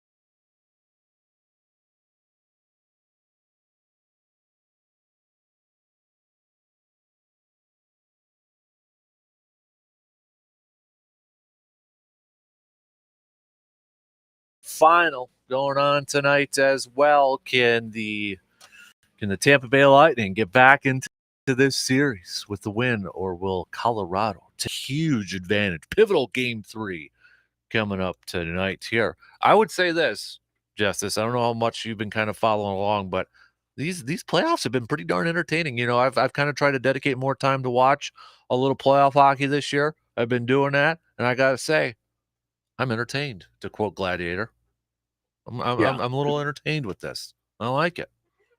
Tampa Bay at home tonight, coming off a horrible loss. Mm-hmm. I think Tampa Bay comes out and takes this one. I do too. I'm gonna go with Tampa Bay in this one. I picked Tampa Bay to win this series. So come on, you guys gotta make me look good here. Make me look like I know what I'm talking about when it comes to hockey. So, well, Tampa Bay. I mean, this is a team that has so much big game experience too. Been in this position. They've been in the Stanley Cup Finals. John Cooper, shout out to the Green Bay Gamblers. Mm-hmm. Covered him when he was there, and he's a guy who wins. That's all he's done his whole career. He started out in the NAHL, won a title, moved on to the USHL, won a title, then kept moving on. AHL, won a title, then moved into the NHL and won some titles. So this is a guy who knows how to win, and I think they're going to find a way. I agree. So still hold on to that hope. I know this is a little bit of an older topic, but I didn't get to get your thoughts on it, so I want to revisit it here before we hand out some free gas here. Steph Curry, is he a top 10 NBA player of all time now, in your opinion? Oh, I think so. Mm-hmm. I think what he has done for outside shooting, I mean, he revolutionized a spot that, you didn't think you could really revolutionize. His ability to shoot from anywhere at a high percentage, I think he has. I mean, he's the all-time leader in that position. And the rings speak for themselves as well. Mm-hmm. He's had a great supporting cast. He's had that, obviously. But he did better when he had they had Durant, and they were a better team without Durant. Yeah. And I think that's because Steph Curry was able to do more stuff when he didn't have Durant. So, yeah, I think he's moved in there. It's tough because, his legacy is defined by the three-pointer, but there hasn't been anybody better at that spot. So, yeah, I think he has moved in. I think one underrated aspect of it, though, too, is it surprised me when I was looking up his numbers the other day. Career-wise, he's averaged 6.5 assists, which, that's not a lot when everybody's doing triple-double. Well, for a guy who I consider more of a two-guard instead of a point guard, he averages about the same amount of assists, a little bit more, actually, than what LeBron James averages throughout his career. And he's just a tick under 5 rebounds per game, too, at his position. And that honestly, that kind of surprised me a little bit. Because I figured it'd be all points and low numbers there. But those are respectable averages for a career for a player of his nature. Yeah. And it's so hard. I mean, I don't know why the NBA seems like, to me, harder to pick out, when you say top 10, because I think the eras are almost so different in basketball. Every 10 years, I think the game kind of resets itself. So it's really tough. But you could almost say that with any sport. But yeah, I mean, who are you knocking out of that top 10 if you're putting Steph Curry into? We'll just say he's a top tier player. Right. Yeah, I think Bill Simmons has had his tiers, or when he did his book of basketball and stuff like that. You got to have Steph Curry at your top tier, because there's no one who wouldn't take a Steph Curry on their team. Right. Because of what he can do, not just outside shooting. As a teammate alone, I think, he's probably a Hall of Fame teammate. So I think, I'm on that top tier. As last week, I just used so they had the 75th anniversary. Technically, it was 76 because they had a tie this past year. So ESPN ranked them the top 76 players. So we kind of used that as a baseline at the end of last week. Jordan was number 1, LeBron was 2, Kareem 3, Magic 4, Wilt 5, Bill 6, Larry 7. Then you had Mr. Fundamental Tim Duncan at 8. The Big O at 9, Kobe at 10, and Shaq was at 11. So, I mean, if we use that as our base there, who are you taking out of that top 10? Yeah, that's the tough thing. Tough. It really, It's tough. yeah. There's so many great players, so many people that have defined their generation. How do you bump them out? Mm-hmm. And I think it's almost different than a football, because football you would go by position. Right. Basketball usually don't go by position. You just go by what they did on the court. So Yeah, and even baseball. So I think that's where it kind of changes with basketball, is because you always just lump everybody together. Whereas, if you're talking football, you're talking great quarterbacks, but you're not comparing Aaron Rodgers to Walter Payton a lot of times. You know what I mean? Like, those are two different positions, so you don't really look at them to each other. Whereas, in fact, in basketball, your job's to score. And if you're scoring, it doesn't matter if you're Shaq or if you're Steph Curry, we're lumping them all into this greatest, top 10 thing. So, yeah, I think that's what makes it a little more difficult with basketball. That's why I think almost the tier idea is a better idea, just because you can say, hey, he's a top tier player. That way you're not knocking somebody to a lower tier. Nope, I agree, man. I totally agree. Actually, like, I'm just kind of looking at numbers from this year. Assist percentage, Steph Curry was number 1. Player impact estimate, Steph Curry number 2, just behind Jimmy Butler with Miami. So I think when you kind of look at some of the numbers, everybody thinks about the 3-point shot and the transition threes, which I'm not the biggest fan of, but you can't argue with the results there. But when you look at some of the other stuff there, he does a lot of other stuff fairly well, comparing to other people out there or other players out there. So, and he's doing this with Klay Thompson too. He's a great number 2, if you want to call him that. Even Klay Thompson, though, is getting voted to all decade teams and stuff like that too. So it's hard. That's how crazy those two have been. And then you throw in Draymond, who will likely be a Hall of Famer just because, hey, he's got the rings, but what he's done at his position and is your floor general. So I mean, the fact that it didn't take Golden State, they had to kind of rebuild, but didn't. It's been basically, they had to wait for Klay to get back on the court. Right. Yep. And what happened when he got back on the court? They won a title. So that should speak volumes about how great of a player he is too. Yep. Real plus minus defensive rankings. Looks like Steph was 35th, but when you factor in, that's 557 results. So that's pretty darn respectable. So NBA where draft. are we ranking? I was gonna say, where do we put Steve Kerr now? I kind of threw that all last week too. I'm like, well, whose legacy, got a bigger boost? Everybody was talking about Steph Curry, but you got Steve Kerr now at 4 championships. He gets one more. He's tied up there with Pat Riley and Greg Popovich at 5. If he gets one more, and that's not out of the realm to say he can't do it. Look at his team, for crying out loud. He has been in either the Western Conference Championship or the NBA champ, or he's been in the NBA Finals. Was that 6 years out of 8? Yeah. I mean, that is just amazing. They had 2 off years, they rebuilt, and they win a title. That is just, so credit to him. I think Steve Kerr is, making moves towards a Hall of Fame coaching career. He's got 9 total rings when you combine his playing days. 9. Yeah, he knows how to win. Yep. And he's thoughtful. His press conferences are just what he does, not just with his on the court, but his off the court stuff. Yeah, I think Steve Kerr's a Hall of Famer. Do you think that? I mean, I think you kind of look at his playing career and look who he played for, and you kind of like, okay, well, Phil and Popovich. Right. Probably, I think that has a lot to do with his coaching success, playing for those 2 guys. And I think he just knows how to handle situations so well. And is it because he got punched by Jordan in practice? You think? I'm kidding, but oh man, yeah. And then he went to make the 3-pointer. What did he say? He bailed Jordan out or something like that. Yeah. Yeah. So yeah, what a fun way for the NBA season to end. Obviously, we wanted the Bucks to be there, but to see this Warriors team come back, yeah, it was a great run. Then we get it kicks off because we got the NBA draft this week too. So we'll be seeing where Mr.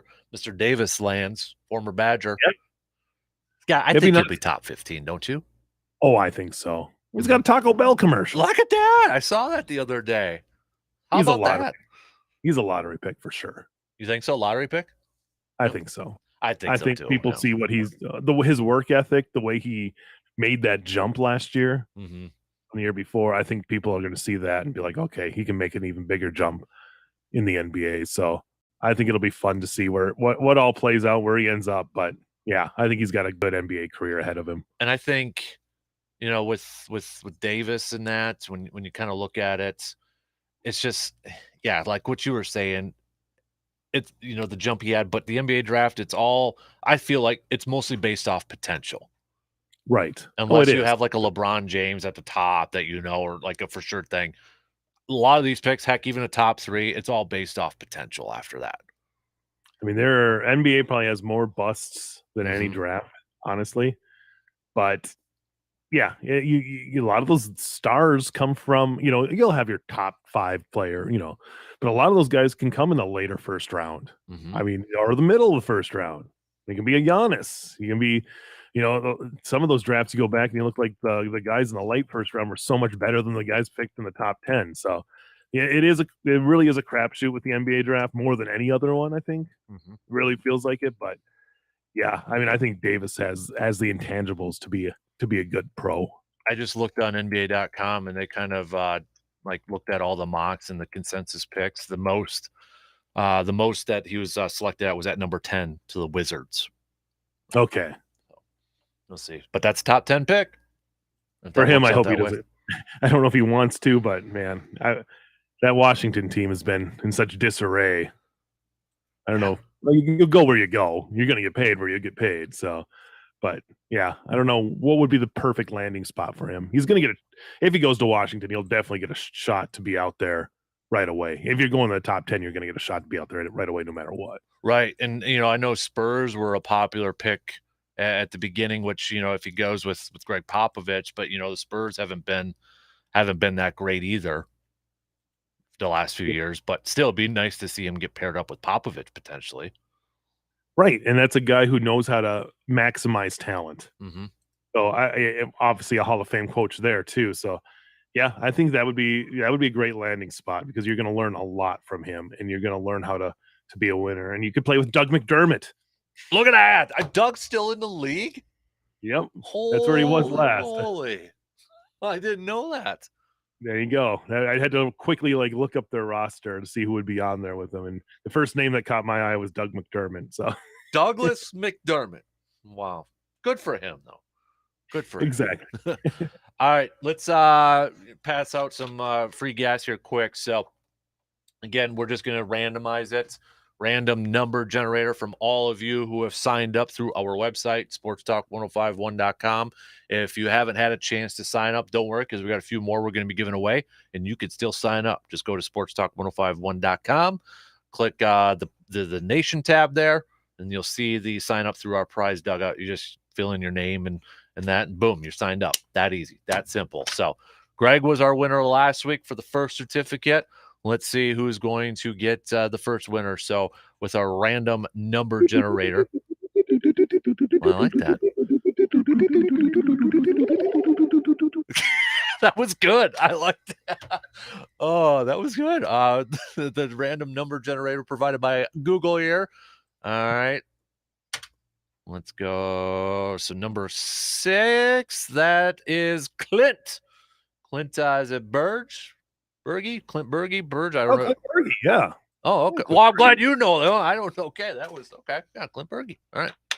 Congratulations to Clint. So I will send you an email, but this will go in the mail for you there, Clint.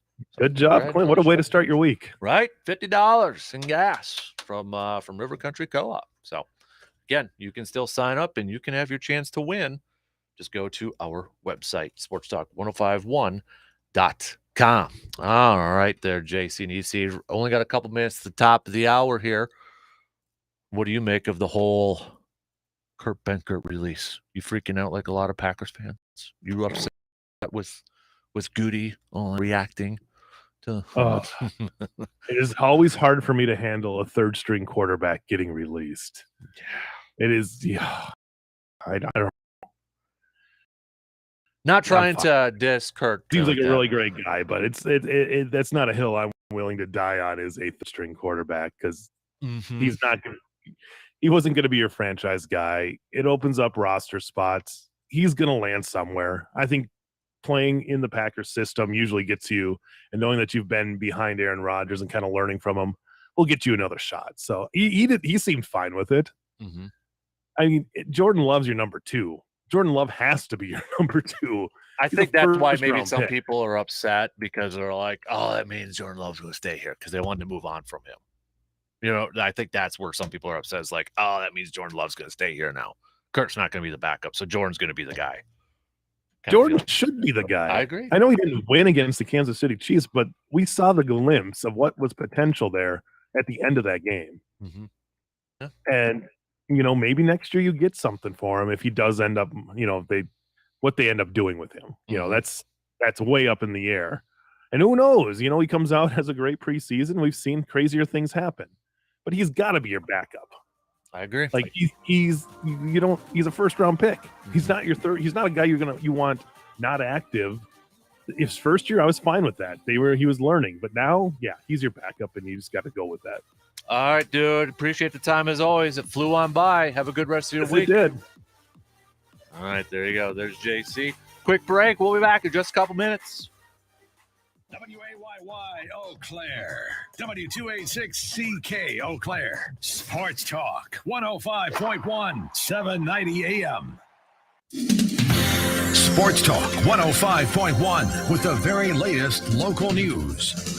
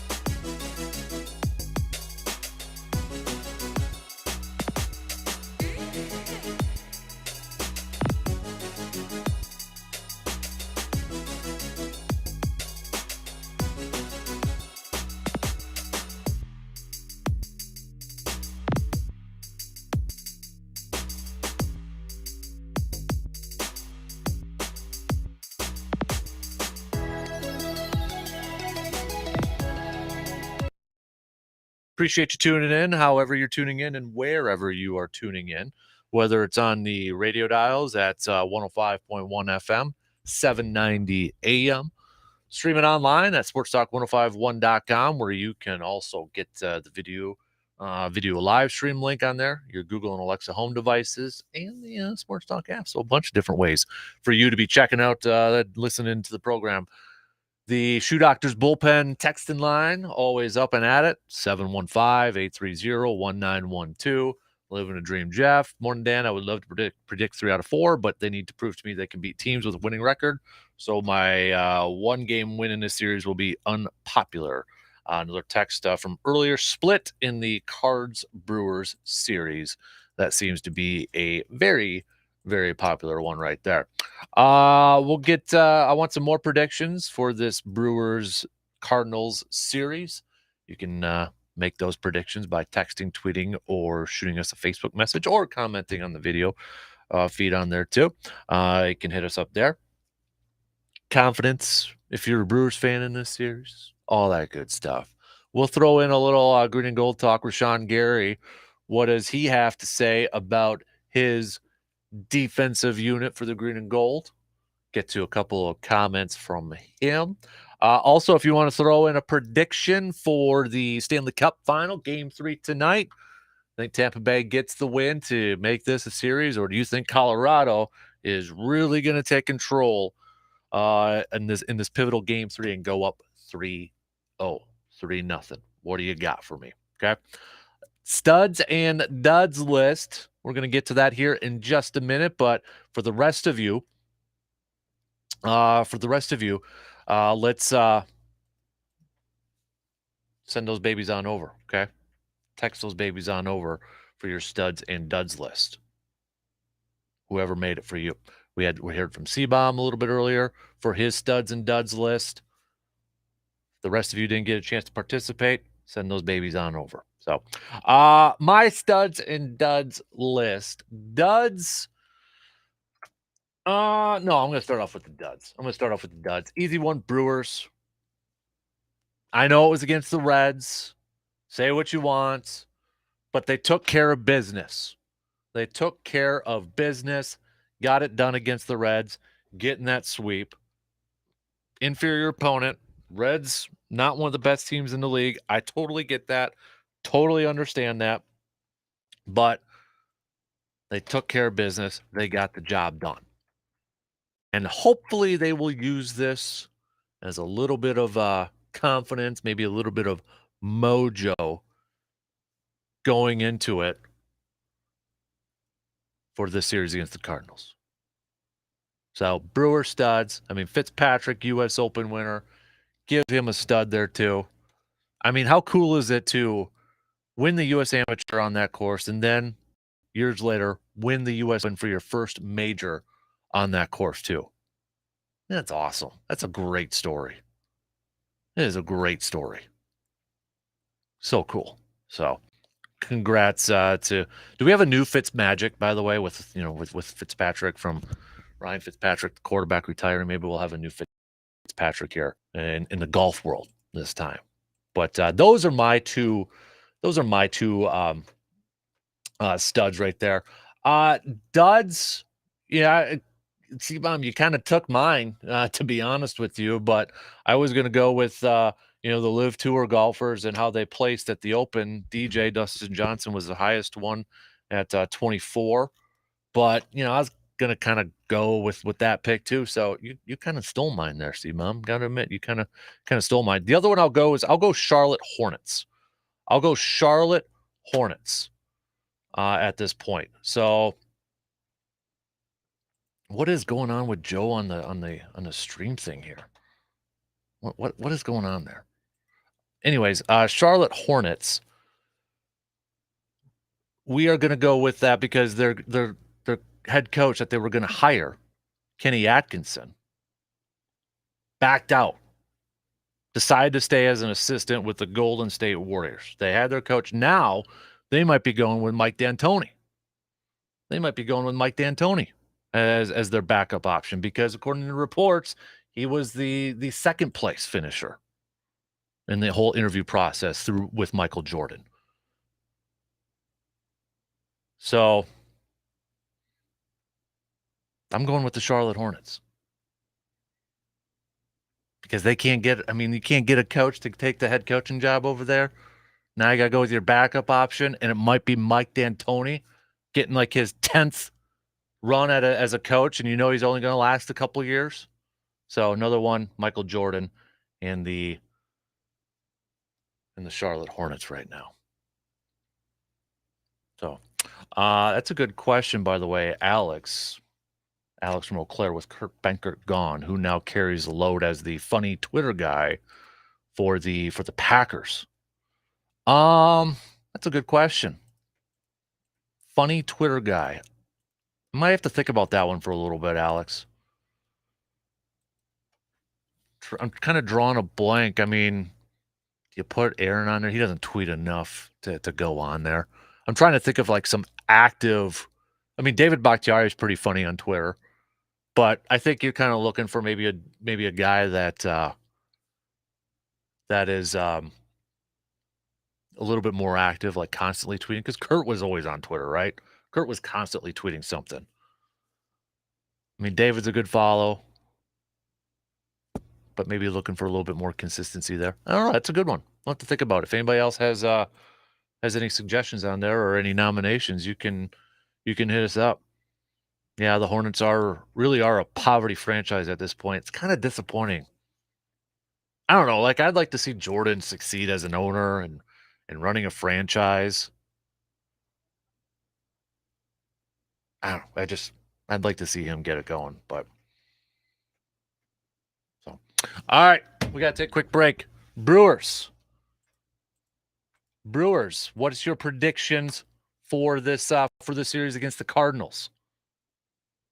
Hit me up with a text, 715-830-1912. Brewers split, or the Brewers, do you think they can, anybody going to go out there and join G-Man and pick a 3 out of 4 here? What do you got for me? We're going to hear from, or we're going to get some comments from Rashawn Gary and his excitement for this defense too.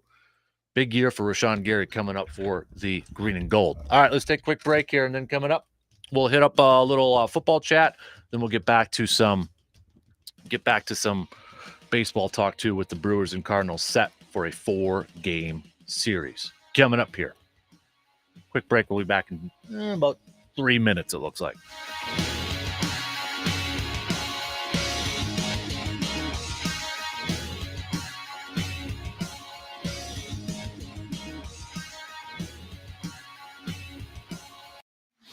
Got a take on today's topics but can't call in? Then hit us up on Facebook, Twitter, or the text line and let your fingers do the talking.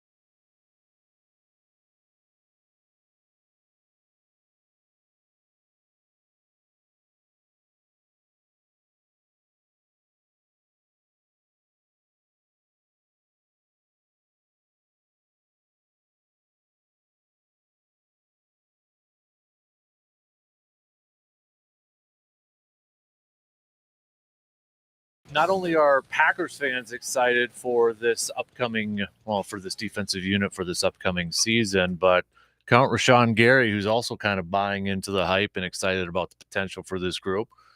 He told Jason Wilde from Madison.com, also works for the Athletic Packers Insider. When I saw we signed Jerron Reed, it was a big smile on my face. Just knowing our abilities and knowing our capabilities as a unit. There were flashes going through mandatory mini camp and some of the OTAs that we had a chance to rush together. It's going to be scary. That's how he views his team. That he thinks this Packers defense, and he thought about it with Reed. Thought about it with Reed on there, that it's going to be scary. Matt LaFleur said that Reed definitely brings an element in terms of his ability to rush the passer from inside, along the likes of Kenny Clark, Preston Smith, and Rashawn Gary. Is Reed a guy that's we're kind of ignoring here a little bit? That, we've been looking at this defense and we've been talking about certain players. Kenny Clark, a guy that's going to benefit a lot with the new additions on the defensive unit. Rashawn Gary, we know that, teams are going to be hyper-focused on him as the premier pass rusher of this group. But does he benefit from more defensive help, more depth on that defense? You look at Reed, and, a lot of Packers fans were like, all right, I like that signing. It's a nice signing. It's not maybe a, world difference maker. It's not like, I don't know, signing Fletcher Cox or anybody like that. But it was met with positive support. Kenny Clark had tweeted out. He was pumped about it. And, when you look at the number, does he have eye-popping sack numbers? I mean, he had 10.5 sacks one year double sacks, 10.5 in Seattle back in 2018. His next highest, you got to go 6.5 in 2020 when he was with Seattle. 2.5 last year with Kansas City. 1.5, and 2 are his other years. So, the 1 year, all right, he had double-digit sacks. But after that, it was like, mediocre. But maybe this is a guy that you pair him up with a Kenny Clark and some of those other players. Maybe that benefits him the most. Now, the other side of it could be, well, he played with Chandler Jones with Kansas City last year, and he only put up 2.5 sacks, had 12 quarterback hits. So what's the deal there? You had Frank Clark, or not Frank Clark. Frank Clark. Deal. Point. But right now, I would say that the Packers' defense, based off of depth and off of potential, I'd take that one on paper over Kansas City. But I'll be curious to see how that rotation on that defensive line works when we get to that point, when we get into the season.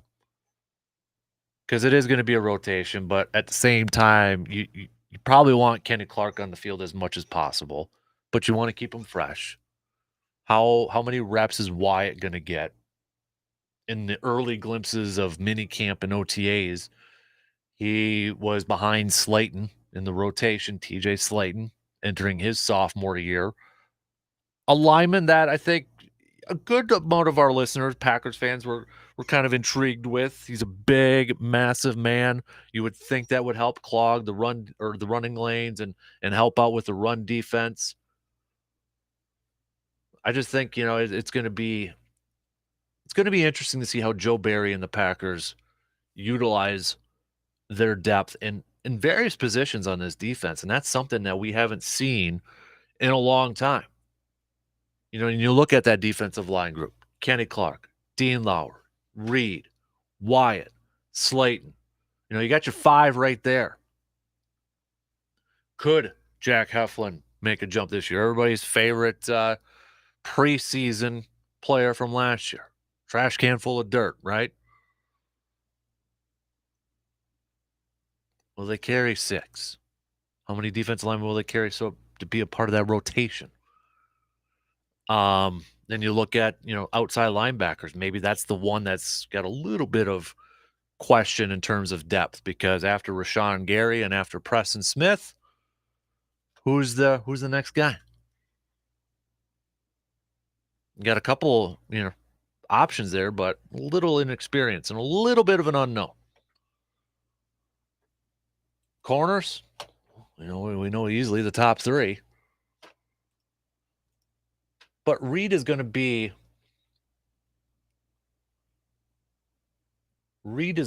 a little bit interesting.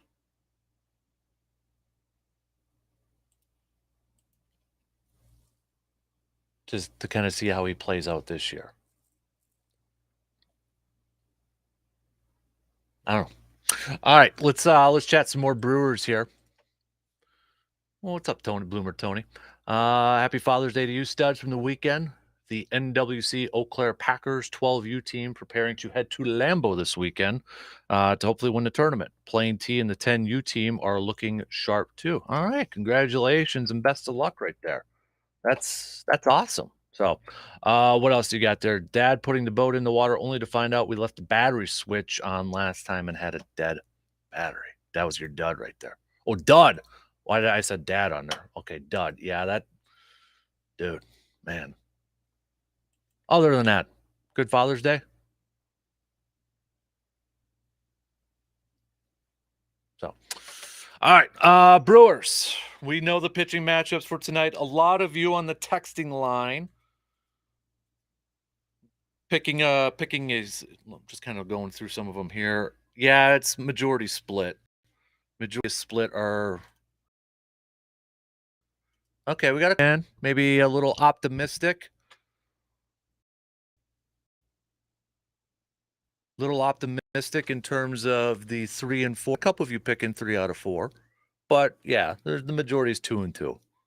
Even a couple Cardinals fans going on here and saying 2 and 2, splitting it up. So, yeah, that's kind of where I'm at. I think the Brewers get it done tonight with Corbin Burns on the mound. And I'm going to go with the Eric Lauer start, that they're going to win it there. All right, Alex, I like it. Bring out the brooms because the Cardinals are getting swept. You've heard it here first. You are the first one, Alex, to pick a sweep.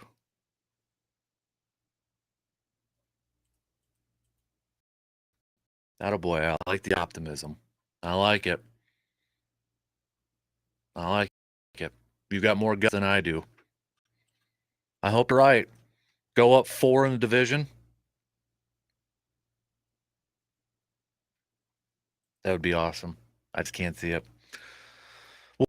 We'll see what Miko's in store, though, for the Cardinals tonight after coming off of his near no-hitter the other day. And you look at, he's faced the Brewers twice so far this year. Mixed results. His first outing was pretty darn solid. I'll bring up the numbers here in a second. Second outing, Brewers, that was the May 29th game. That was the May 29th game where it was Burns versus Mikolas. Burns got the win in that game. Burns was on fire that game. Mikolas didn't have that bad of a game on the 29th. Oh, no, never mind. That was his poor outing. 5 2/3, 6 earned runs, giving up a couple of dingers there with 9 hits. It was his April 15th outing where he picked up his first win of the season, and he went 6 2/3, giving up the 1 earned run on just 3 hits. So Mikolas has faced the Brewers twice this year. Burns has faced the Cardinals once.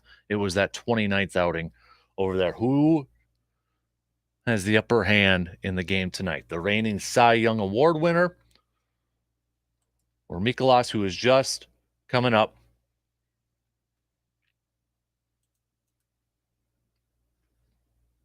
after that near no-hitter bit? When you look at his last couple games for Mikolas too, he's gone pretty dang far in these games.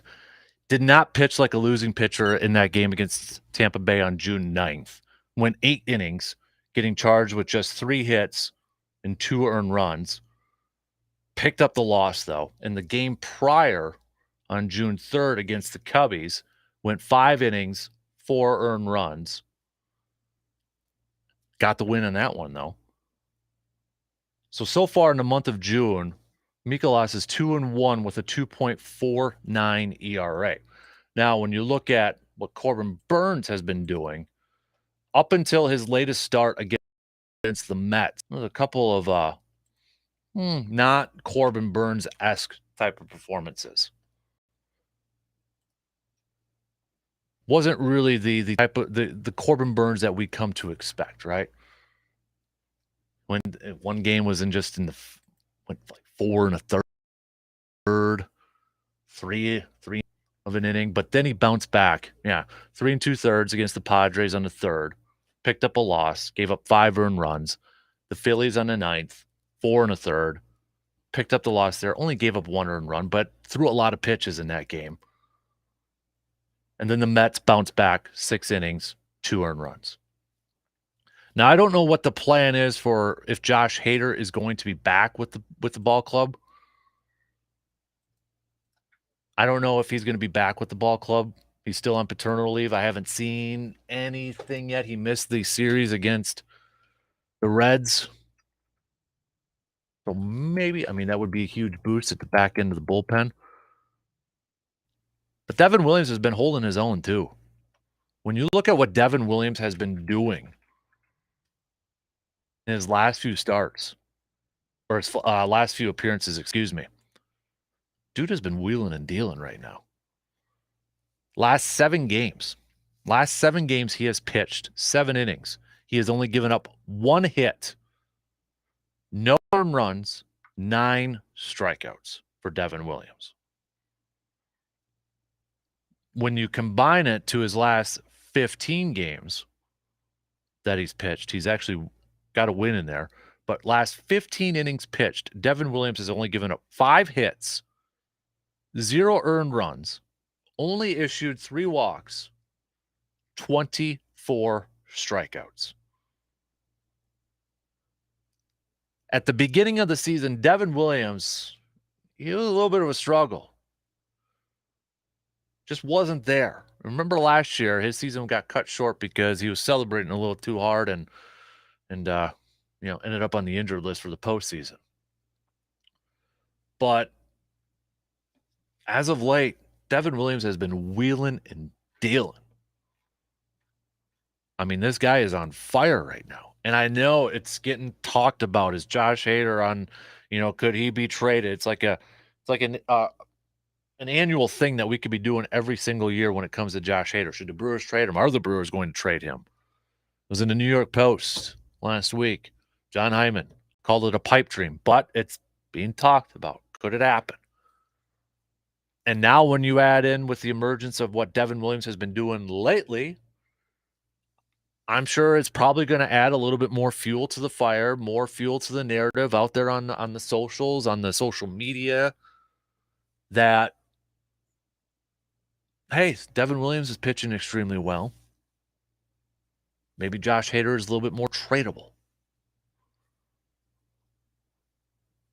Especially if the Brewers are maybe looking for an impact bat. But the thing is, for a team trading for Josh Hader is going to be a contending team. A contending team is going to be the team that's going to trade for Josh Hader, like a Yankees, or I'm trying to think of some AL teams out there, because I don't know if the Brewers would trade him within the National League. Astros, just throwing some AL playoff teams out there. Would those contending teams be willing to give up an impact bat, an everyday player? That's they're not going to trade Josh Hader to, the just random team, the Oakland A's or whatever. That's Oakland A's aren't going to want him. They're not going to give up a bunch of assets, a team that's going to be rebuilding or something like that. Josh Hader, the teams that want him are going to be the teams that want him for a postseason run, for a championship run. But are they going to be willing to give up a very good player of their own and maybe weaken a certain area on their own team? That's the thing. Because the Brewers, they're not going to want prospects in return. They're not going to want that. If they continue, they're going to keep going if their goal is still to make a playoff push and to go deep in the postseason, they're not going to want a bunch of prospects in return at this point.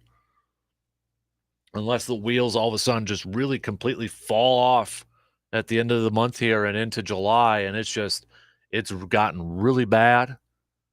And then once you approach that trade deadline, early August, I mean, there's a lot of games yet to be played before that trade deadline. A lot of stuff can be changed, but at this point, I mean, I can't see the Brewers trading him. And I don't know what team out there would be willing to give up what the Brewers would want in exchange. It's going to be a lot because it's going to be another contending team that's going to want him. But Devin Williams has filled in nicely, and I think that's kind of a player that we haven't been paying a whole lot of attention to and maybe not given a lot of credit to lately with the performance that he has had down this stretch, this last almost month. Kind of reminding you a little bit of the Devin Williams that won Rookie of the Year a couple of years ago. That dominant dude. I mean, when he's on and Josh Hader's on, you're probably not going to find a much better setup and closer duo. There's some good ones in Major League Baseball all across the league, all across the majors. But Devin Williams and Josh Hader are easily one of the best, if not the best. And if the Brewers just get that lead, they get a couple run lead, like 2-run lead when you get into the 8th, and you hand the ball over to those two guys, you got to be feeling pretty damn good that you're going to get that W. The issue has just always been with the Brewers, are they going to have that lead? Can they get enough runs to get there? And can they do it against teams that are over 500?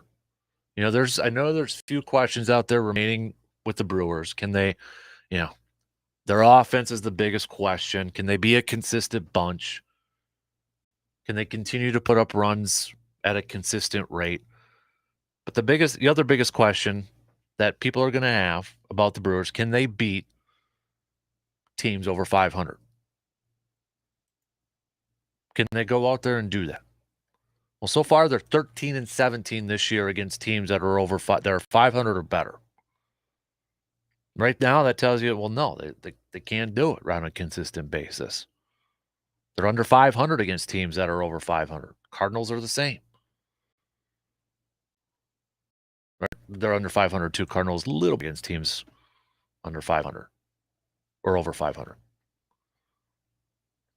But when you look at, some of these other ball clubs, teams at the top of their division, they're not that much different than what the Brewers are. Excuse me. Brewers are 13-18 against teams over 500. Cardinals 15-18.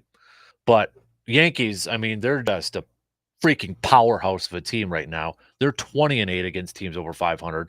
Toronto's 10 games over 500. They're 38-28, but they're 17-20 against teams over 500. The Twins on top of their division, 38-30, but they're 11-13 against teams over 500. Houston's 41-25. They've only played 15 games against teams over 500, and they're 8-7. The Mets, 25-15 against teams over 500. Braves, 12-14. We mentioned Brewers, 13-18. Cardinals, 15-18. Dodgers are just 14-13 against teams over 500. And the Padres, 18-16. So when we look at this, you got the Yankees who are just on another stratosphere right now. That's 1. 2 with the Astros. 3 with the Mets. 4, 5, Dodgers, Padres. 5 teams who are at the top of their division. I should put San Francisco in there. San Francisco 17-15 too. But those are the teams that have more wins than losses against 500 teams right now. And it's not separated by a bunch. We're talking about like a game or 2 games. Unless you're the Mets or the Yankees right now. So it's how much do we take away from 500 records then? Against these records against teams who are over 500. How much do you take away from that when you see other teams like the Dodgers, just one game over 500 against teams over 500. How much do you take away from that? Brewers are 15-12 right now, but they're looking to get back to, trying to end that losing streak. Their last home stretch, if you remember, was against the Padres and the Phillies. They got that first win against the Padres on the 2nd, June 2nd, but since then, and that was a come from behind one right at the end. But the rest of that Padres series and getting swept by Phillies, they're on a 6-game home losing streak at AmFam Field. So the Brewers kind of have to exercise their demons here a little bit, looking at that, trying to get back to winning more games at home. I mean, before that series, Brewers hadn't played a lot of games at home, but they were much better at home. Got to get that home field advantage back a little bit. Got to exercise those demons tonight, starting tonight against the Cardinals.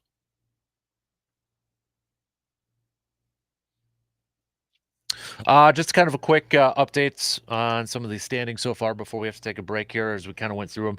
Yankees, I mean, they're 9-1 in their last 10 right now. They're still just freaking, I saw a newspaper, New York newspaper was, I think one of their back pages was talking about the bullpens for both the Yankees and the Mets and venting a little bit about their bullpens there, yet Yankees are still 49-17 with a freaking 742 win percentage. 143 run differential, 29-7 at home, 20-10 on the road.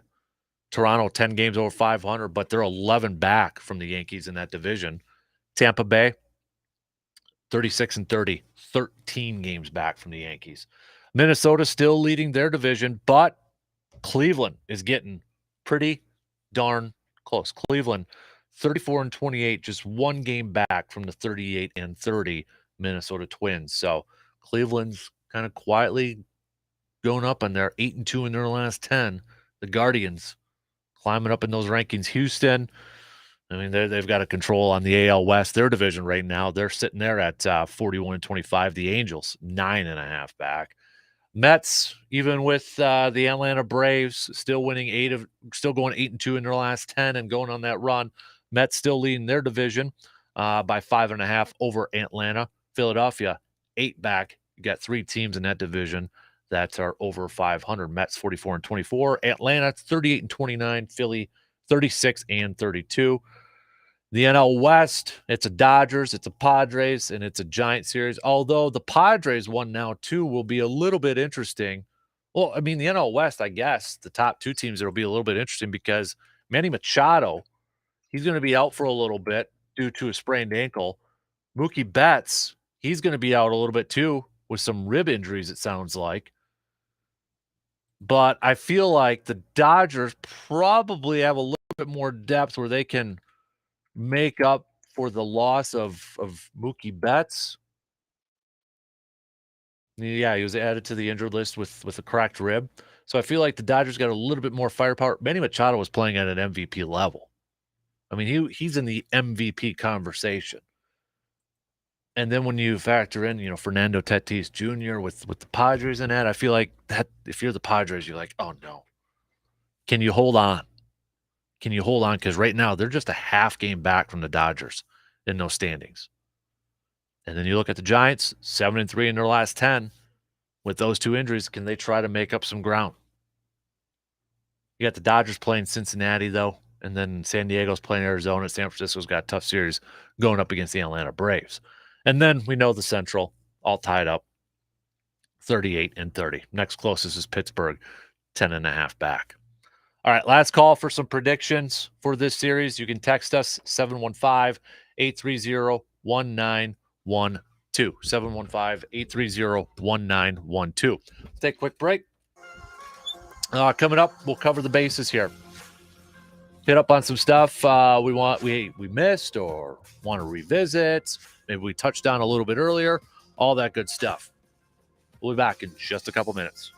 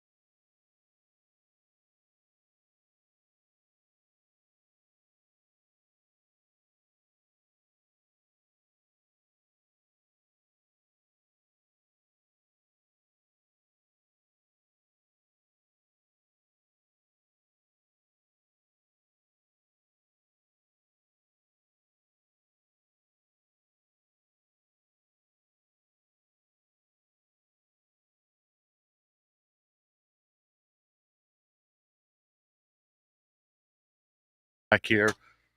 Got a few more going with the studs with Hunter Renfro. That was a popular one on the texting line here. Duds. A couple of you going with golf there too with Phil. Got a couple more here with the Yanks, kind of picking on the Yanks there, with the Blue Jays getting the big W's over there too. So, all right, good ones over there. But the majority of you picking a split for this series, 2-2 between Brewers and Cardinals. Game tonight will start at 7:10. That's first pitch. Coverage, though, will begin about 6:35 right here on the radio dials of 105.1 FM and 790 AM. Also, we had a couple of texts on here. Alex, if you're still listening, not sure if you still are, but a couple texts about the funny man on Twitter. A couple of them going with A.J. Dillon, and that's a good pick. I forgot about A.J. Dillon on there. He's been stepping up his Twitter game here, the Quadzilla. So, Alex, if you're still listening, that's probably who would get my vote right now. Would be A.J. Dillon. I think that's going to be his role. And I know Kenny Clark and MVS, Marquez Valdez-Scantling, kind of had a little back and forth going on there. But no, A.J. Dillon is the one I would probably go with. No doubt. Thank you to the people who texted that one over there. Other stuff on the docket for tonight. Stanley Cup. Game 3. Pivotal. Game 3. Majority of you are going with Tampa. I would say it's about like 65% of you from all the texts that we got in. 65% of you going with Tampa to get a Game 3 win tonight. That game slated to start at 7 p.m. 7 p.m. tonight, Game 3 series is in Tampa Bay. So we'll see if the Lightning can make this, get back in the series, or Colorado taking a huge advantage. Huge advantage. So, all right. What else do we got on the docket here this morning? Obviously, we talked a little U.S. Open. Do we have a new Fitzmagic with Fitzpatrick winning the U.S. Open for his first major? I think it's such a cool story to see that this golfer who won the U.S. Amateur on the same course, Matt Fitzpatrick, won the amateur on the same course that he just won the U.S. Open on. Nicklaus, the only other one to do that. Zalatoris, I have to imagine now, is going to be a popular pick for some of these upcoming men, having finished runner-up a couple times here now. You know, he's not the biggest name out there, but you're starting to hear his name kind of creep around and get some more attention because he's been so dang close. So the last major already coming up, believe it or not, the last freaking major is going to be next month, the Open, St. Andrews, British Open. Be curious to see kind of where the betting lines are going to go with him, just because he's so close. He's finished runner-up a couple times now. Will he start to get a little bit more love on the betting lines? Will he start to kind of climb up there a little bit? I'll be curious to see that when it gets to the Open next month. And, yeah, Tiger Woods, we'll see if he's planning on it. That's his favorite course. So St. Andrews is by far his favorite course, which kind of surprised me. I thought it would have been Augusta National, but All right, we're going to, later on in the week, I had a couple of you texting in, too, that you think Davis will definitely be a top 10 pick in the NBA draft on Thursday. We were looking at some of the mock drafts, and NBA.com kind of added up all the mock drafts, and the most popular spot that Johnny Davis was slotted in was at number 10 to the Wizards. So that is a top 10. That's a top 10 pick right there. So I think, yeah, I keep going back between Wizards and Spurs. Those seem to be the two popular teams that have always been attached to Johnny Davis ever since he first declared, ever since they started talking about, the NBA draft and doing some mocks, and they had the order kind of played out. It was always Spurs and Wizards that kept up with were the two most popular teams when it came to Johnny Davis. I did see this. Somebody had texted this a little earlier, just getting into it now, what Bart Scott said about Brady and Manning. I did see this yesterday. But Bart Scott, remember him during his time with the Ravens and the Jets? Obviously played a lot against Peyton Manning and especially Tom Brady. But he said, I'd much rather go against Tom Brady every day of the week than go against Peyton Manning. I believe that's how everybody feels. In the heyday, you'd never have players thinking, I'm so afraid of Tom Brady. Peyton Manning gives you a total sense, a different level of anxiety. Like you sleep at night, like, damn. With Tom Brady, it was more about Bill Belichick, the entire team, the execution, them having a game plan. Scott said, Peyton Manning made my head hurt. You feel like you got to go take an SAT test to prepare for him. Now, I know a lot of people are running with this. But I don't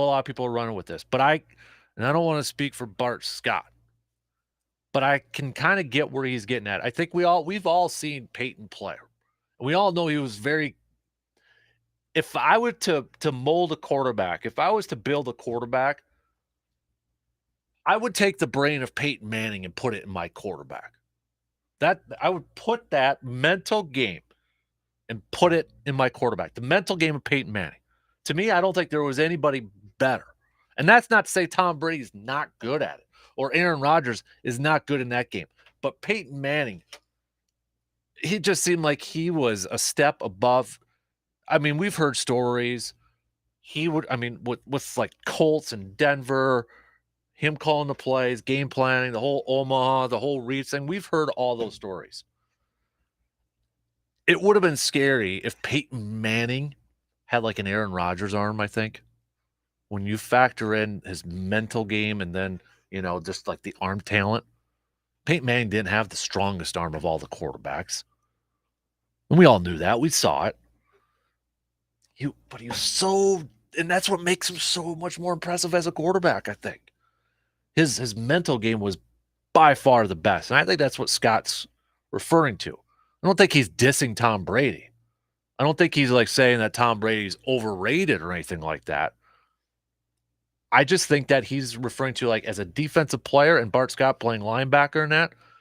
It was hard to try to match wits mentally with a guy like Peyton Manning because it just seemed like Peyton Manning knew what was going to happen.